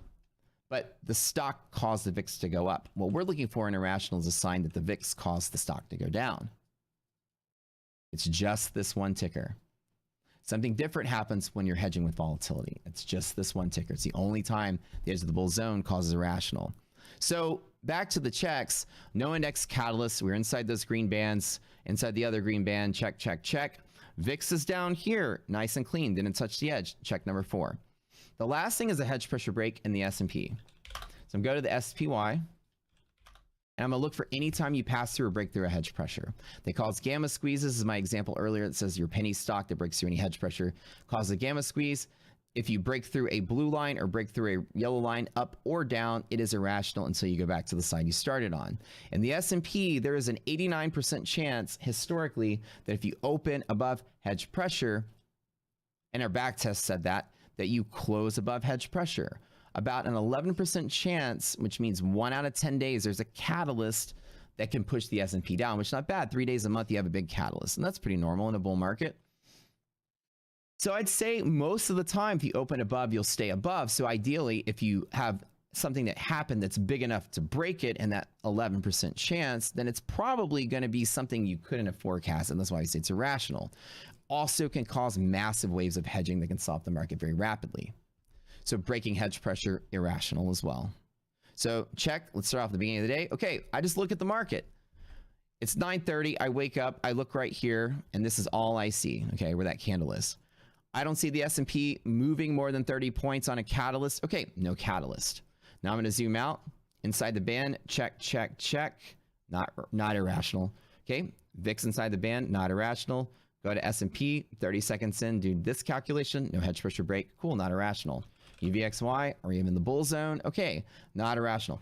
In 5 seconds, I just determined, or maybe 10 seconds, I just determined every single corner of the entire stock market and its ability to stay stable with all 5 of those things. Now, it may seem like a lot, but when you perfect those 5 checks, you wake up and all 5 checks are good, you get excited about your trade. Now, in Rocket Scooter, we likely will have all 5 of them here, which is like little green and red lights. You don't have to do it manually. It'll just say irrational, irrational. So you guys, like I said, right now, feel free to sign up and you can get all those add-ons when we make them in the coming months added to your platform.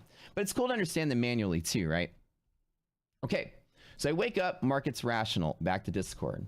Okay, great, I'm trading today. Market's open, it's been 30 seconds, I have all my calculations good, things look great. Now let's look for unusual and usual markets, right? Bull or bear structure, the easiest one to understand is if you're above monthly hedge pressure, you get that bullish long-term hedging for the 3rd Friday of the month, which is all the way till December 16th. So we are above monthly hedge pressure on the S&P because the S&P is like way down at 370. So we call this bull structure. If you were a swing trader and you want a long, you are long as there's bull structure, you are long-minded. So ideally it's like, okay, the S&P from here until the 3rd Friday of the month, which is going to be December 16th, it's still bullish. It doesn't mean it can't trade down, but I'm still bullish as long as we're above that yellow line. This updates every morning. And as you see, we are bullish here on structure.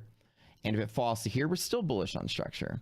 So ideally, wherever this yellow line is telling me when the net sum of all big institutional positions that hold for at least a month at a time and buy these monthly options, if everyone took their hands off the wheel, those robots are going to be longing the market more than they're shorting the market to hedge. So it just means there's a constant pressure of long orders versus short orders, and below it's more short than long. So above here, if nobody was trading, the market would just slowly drift higher because this is a repulsive force like a magnet.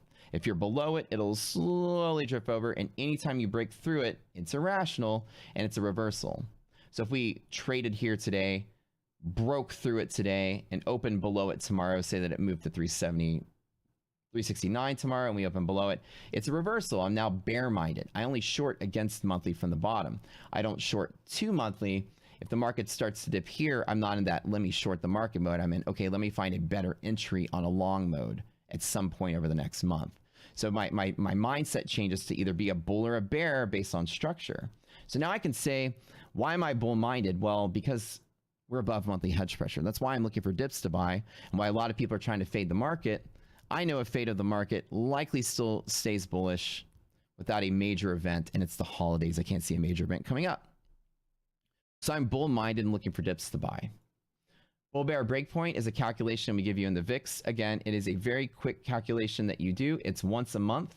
Just write this number down and don't worry about how it's calculated. You go to VIX Futures and Thinkorswim, it's /VX, and your other platforms, it might be something else. I want you to write for the December contract, do VIX December 22.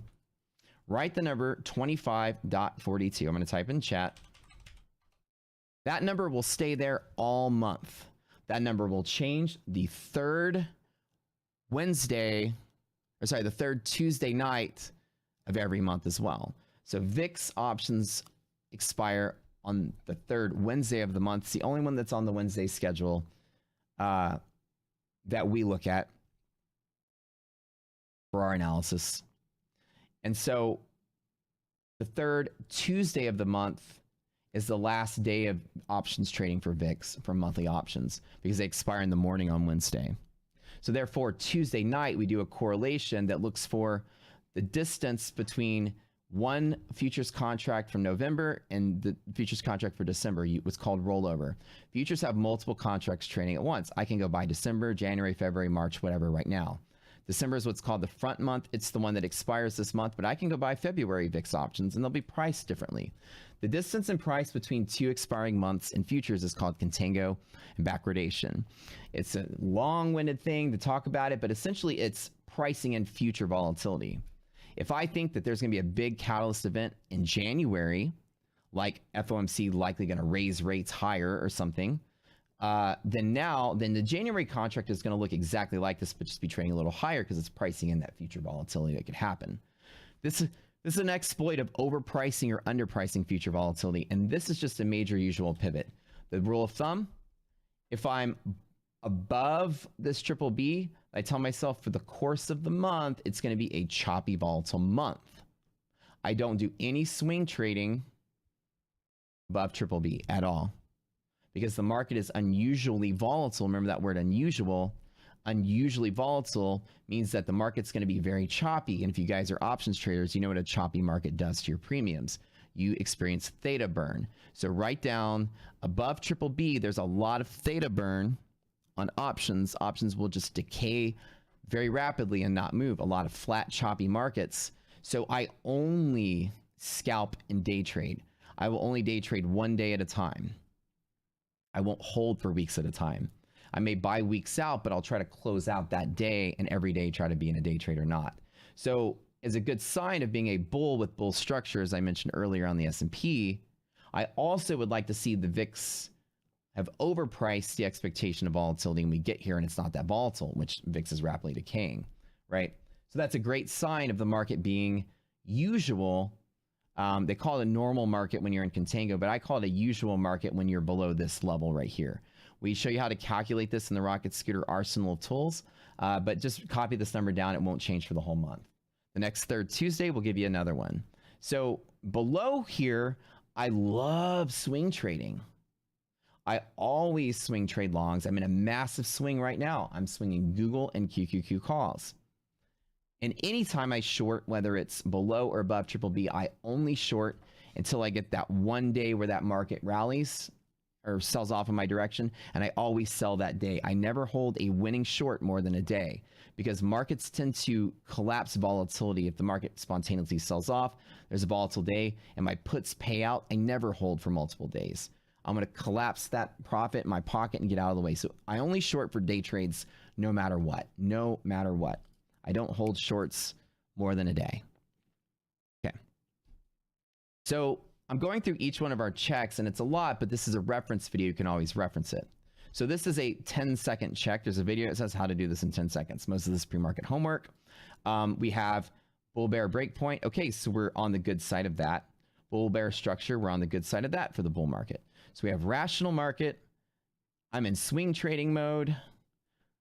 Razor sharp pivots when you're below it. So I'm expecting really good bounces, not a lot of overshoots. And then of course, bull structure. So now I got a clean rational market with razor sharp pivots and bull structure. This is what we start to call the golden setup. Rational, usual, and my liquidity map is bullish. Okay. So these are other indicators. We're not going to go through them, but I'm going to tell you that this is one thing to look at for VIX. There's a whole video on that. Just let me tell you, these are very rare. So this is not even in play today. And there's no individual stock catalyst. It's not like an earnings where Google is collapsing. Therefore, that rallying S&P just pivots on a dime. Individual stock catalyst can pivot the entire index as well, which we don't have right now. So look at this very quickly, right? I can check things off. I can pre-market say, no, there's no earnings today. There's no crazy news in the stock market today. And 10 seconds checked all those things were good.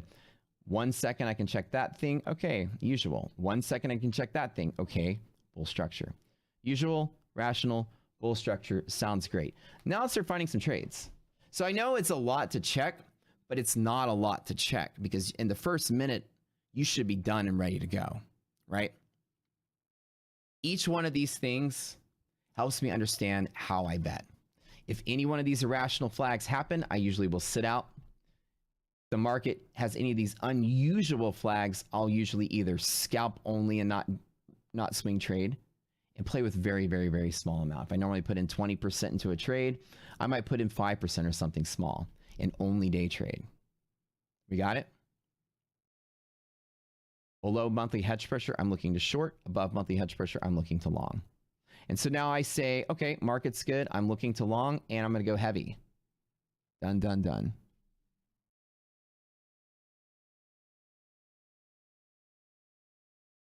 We all clear on that? So then I come down and I look for the liquidity map, and the liquidity map is going to tell me where buyers and sellers are for the day. It's automatically loaded on Rocket Scooter. I've got all my checks to say, I'm okay with betting big. I'm okay with the market not being volatile. I'm okay with razor sharp pivots and no pullbacks, right? And what I get here is likely going to be clean and on the money. So when you get a rational market, when you get a usual market that's above monthly hedge pressure, and you get a bull setup, that's called the golden bull setup. This bull long up can't get any cleaner than what you will see when everything lines up. When everything lines up, I say golden, and somebody today said I was waiting for the pullback, and I said I would have just jumped in and long the market. There's no signs of a pullback. There's no unusual volatility. There's no VIX above triple B for choppy or overshoot pivots. There are no irrational signs that the market's going to pull back. Were there? So when you wake up and you see all of those setups, we can say in the future rocket scooter alerts, we'll say rational, rational, rational, rational, rational, usual, usual, golden setup. So golden setup on the bull side, nice clean pivots. Golden setup on the bear side, also nice clean pivots. So if you wake up below monthly hedge pressure and maybe you're above triple B on the VIX, and maybe you have, again, irrational markets, we sit out, right? So golden setup for the bear side is a rational, unusual market with a bear setup here. So let me write these down to remember. A golden, and we just say golden because we need one word to say everything. Golden means a rational market. And then they both have to be rational, bull and bear. Bull market is a bull setup on liquidity map. It is greater than MHP on structure and less than triple B. We've gone further, and I'll talk about resilience in a second to make it even more golden. Resilience is a second layer check, but a golden bear setup is the same thing. It's a bear liquidity map, right? You are below MHP and you're above triple B. These are the things. So once you determine it's rationally, say okay to trade, and I look at it and say, ooh, golden setup. Golden setups just mean razor sharp pivots. It's going to hit them and go. It's not going to chop around a lot. Okay. So to make it even stronger, our group called something the super golden setup once we invented resilience. But in all honesty, as resilience is an indicator that tells me if the S&P is going to fill the gap or not, you just want resilience to agree or not disagree with the setup you want, right? So if resilience somehow goes below zero, it's not an irrational flag. It just tells me that the bull run is probably over and we're likely to sell off, right? So resilience, we call it the golden setup, and with resilience, some people have called it the super golden. You can just say that the golden setup also includes resilience as well as a check while you're in the trade, okay, while you're in the trade.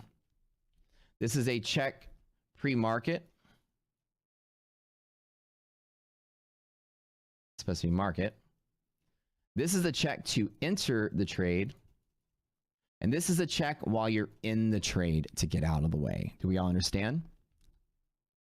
So it's still golden setup. I don't like the way super golden because a nice golden bull setup resilience is likely to be above zero. If it's below zero, I'm still not going to take that trade or attempt to take that trade. But I know that if resilience is below zero and the S&P is down there, then my golden setup limits itself to half gap if we're in the redistribution zone. So know that I don't have like an unlimited run if resilience is below zero. So it doesn't stop me from entering the trade. We just know from the resilience video, which you can see on our YouTube, about 5 minutes long, is that when this white line here is below zero, then the S&P wants to be below its half gap as long as you're in the redistribution zone. So if the market opens and resilience is down here and we're down here and it's still a golden setup and I long, I know that my long only goes to there. So when I'm doing risk and reward, I'm not betting on any further pivot than this being the maximum it can go. Do we all understand? So I like to use resilience as a check to confirm I need to stay in or exit the trade that I'm in. So if I longed at the open, I'm still in, I'm still in, I'm still in. Resilience is nice and steady. If this guy starts to collapse like this and fall, and this falls like that, I'm going to exit my trade because I'm going to assume that it's likely to collapse against there. Do we all understand? Yes in chat if you got it. So I like to use resilience as once I'm in the market, make sure that's what I'm watching, especially in an index trade, that I'm not going out. And also use resilience to tell me how far I want it to go. Okay, so golden setups are fantastic. A golden setup BLU is a open and you trade above the open. It's a gap and go. It is a runner, as you see.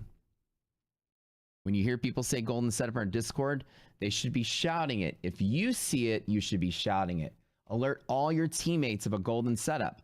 Watch this in the next 5 or 10 minutes. This is very likely to push higher, okay?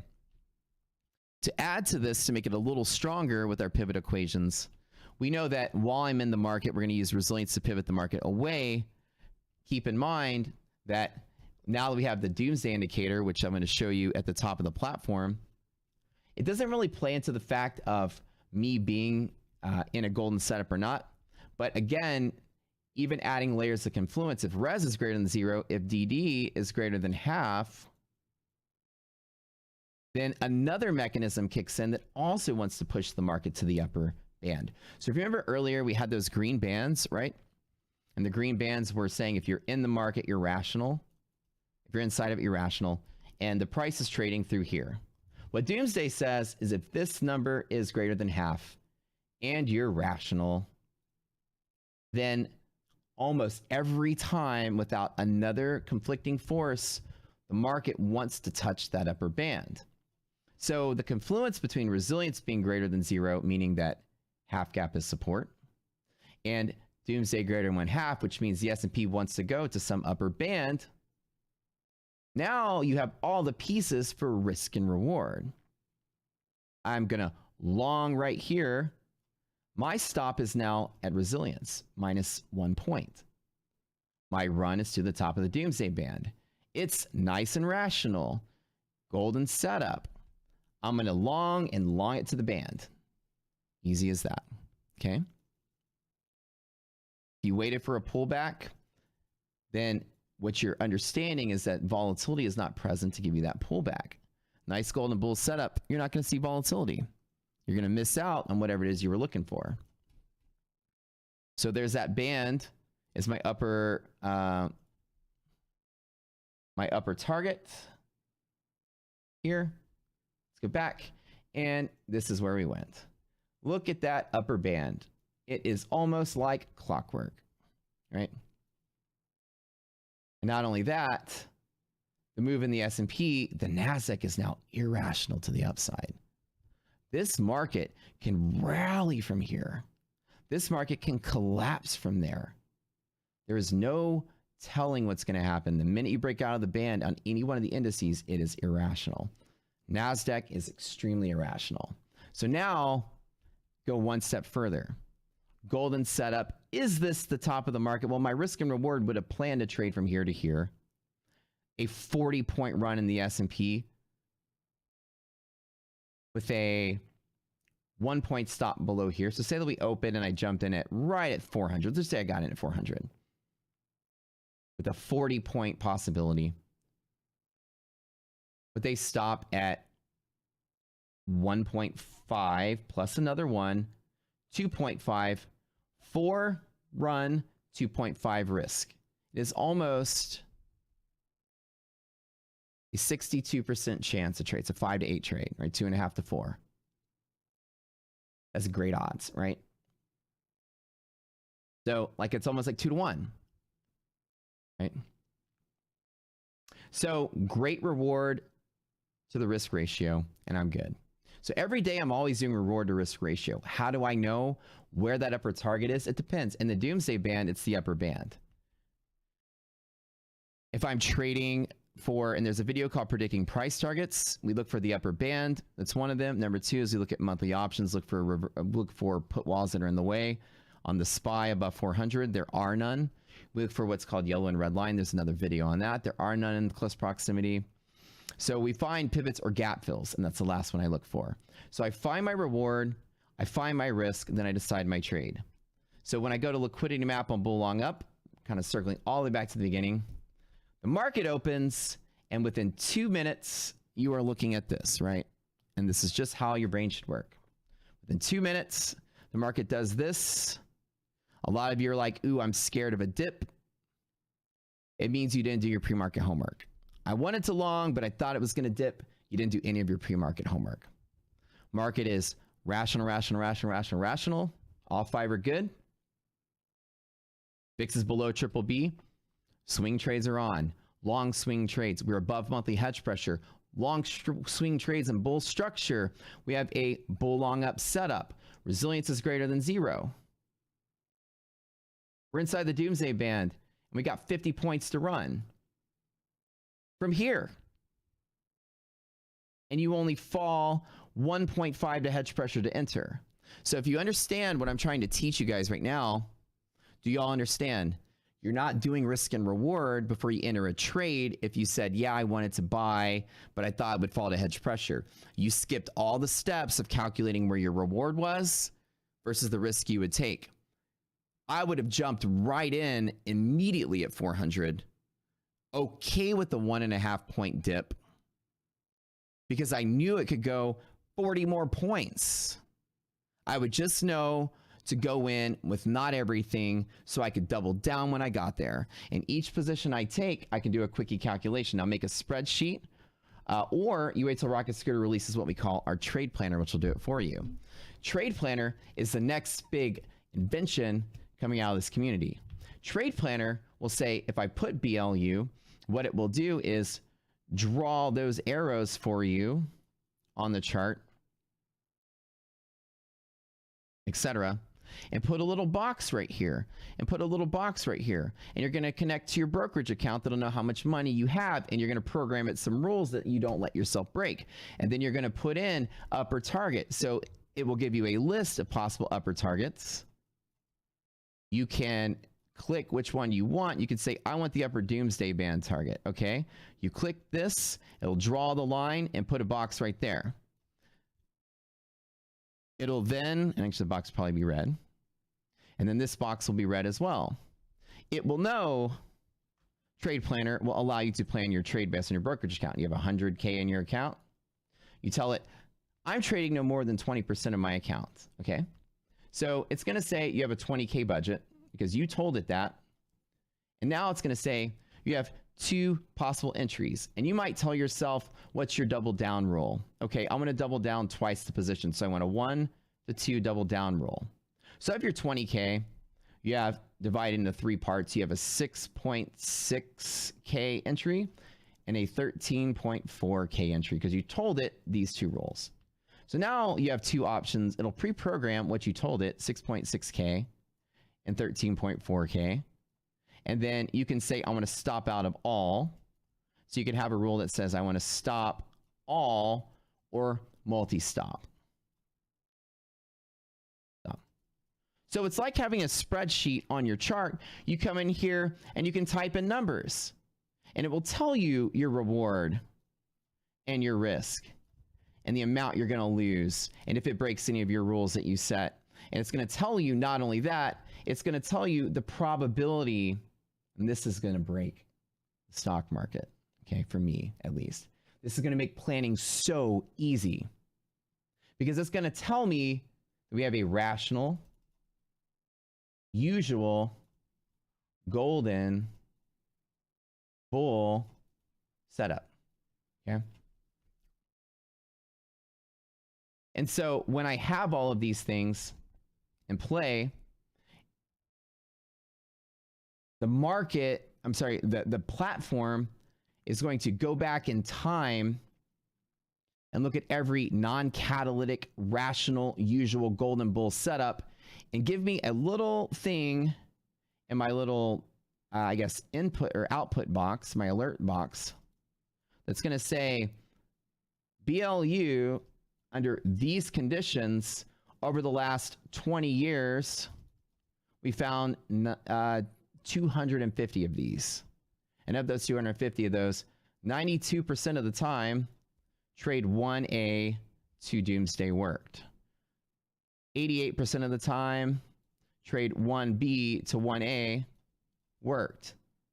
I now have risk, reward, machine learning, and back testing with statistics. With the amount of times that this setup played out over history, a now system that is counting cards for trading. And so if I wanted to adjust any of these positions, I can go grab my stop and drag it there. The numbers will change. I can drag my stop and put 2 stops, the numbers will change. I can move this up, move this down, the numbers will change. Whatever I plan, it's going to give me statistics. And if I said, I need a go by, I click this button right here. A little chevron pops up. I go here, I click it. It now jumps back in time to the last time this set up, and I got it in front of my very eyes. I get a go by from the last time it happened. So I could just watch it before it happens, before I put money down.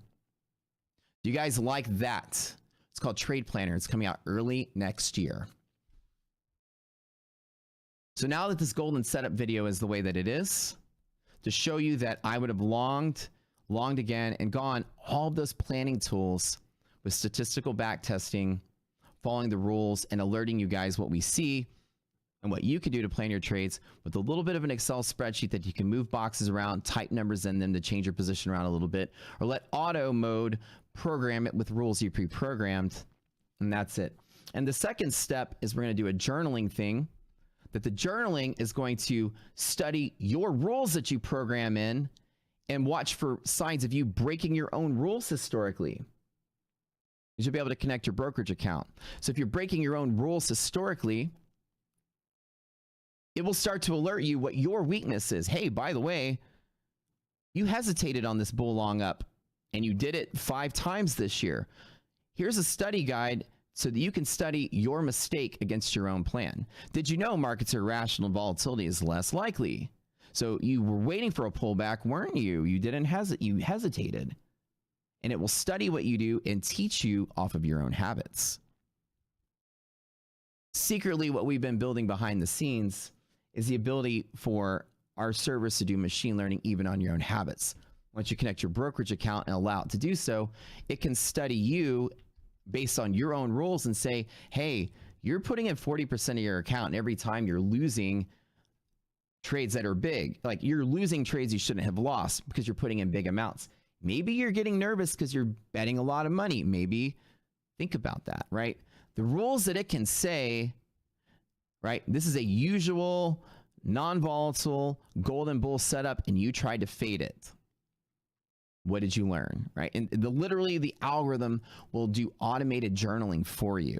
So you can come through and say, I want to study my worst losing days. And it'll give you a list of, the biggest problem you have is doing this. You flip-flopped and you lost. You flip-flopped and you lost. And 80% of the time you flip-flop, you lost.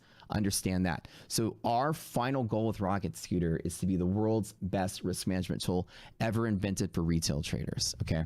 $100 a month, yeah, right now, because the first 1,000 members, $100 a month. Those features are going to jack the price up. We're going to sell them all individually as add-ons, but if you're in the price of $100 in our first 1,000 members, all that stuff is free when we make it. Free. So first 1,000 members, you tell your friends, $100 a month, includes your real-time data feeds. So spread the word, and thanks for tuning in. For a call a day, Happy Thanksgiving. Market's running. I still have my Google 100 calls. Things are looking pretty good. I still have my 310 QQQs. They got a little bit to go, but 310 is very far away. So I'm not super excited about that, but I am super excited about them. I'm still making money on them. I just might need to reposition them at some point. Happy Thanksgiving. Head over to the Discord while you guys are here. Once you go over there, get access to the tools, get access to the Rocket Scooter. We'll get you your access. Don't forget, we have Black Friday going on, 20% off of lifetime. It's never that low. It'll never be that low again. It's usually only 10 or less. So 20% off. You want to take the plunge and join forever. Very, very, very, very cool. All things we add for free forever. We have Black Friday, 50% off of the monthly forever, every month, as long as you don't cancel, and 45% off the yearly. Introductory discounts. We're trying to grow the platform, grow the community. Build up. We're growing massively quickly, like super fast, and we love that you guys are supporting what we're doing. As you can tell, we're building automated tools that nobody has even come close to building anything close to it, right? Statistical risk management is what you need in a bear market. It's what you've never had, and why a lot of you, when you say I was scared to long because I wanted to long, but I was waiting for a dip, you're still being guided by your fear and lack of understanding of how to actively, effectively do risk management. Calculate your reward, calculate your risk, and determine that you shouldn't be scared if your reward to risk is really good. If your reward to risk is really good and you're still scared, lower the amount that you bet until you're no longer scared. If you didn't calculate your reward or calculate your risk, and you're just scared because you're scared of previous price action steering you out of trading today, then you are letting the market scare you with no decision-making power whatsoever. You're probably going to be doomed as a trader. A trader needs to not be scared of the math. A poker player needs to calculate the odds and not be scared of the odds.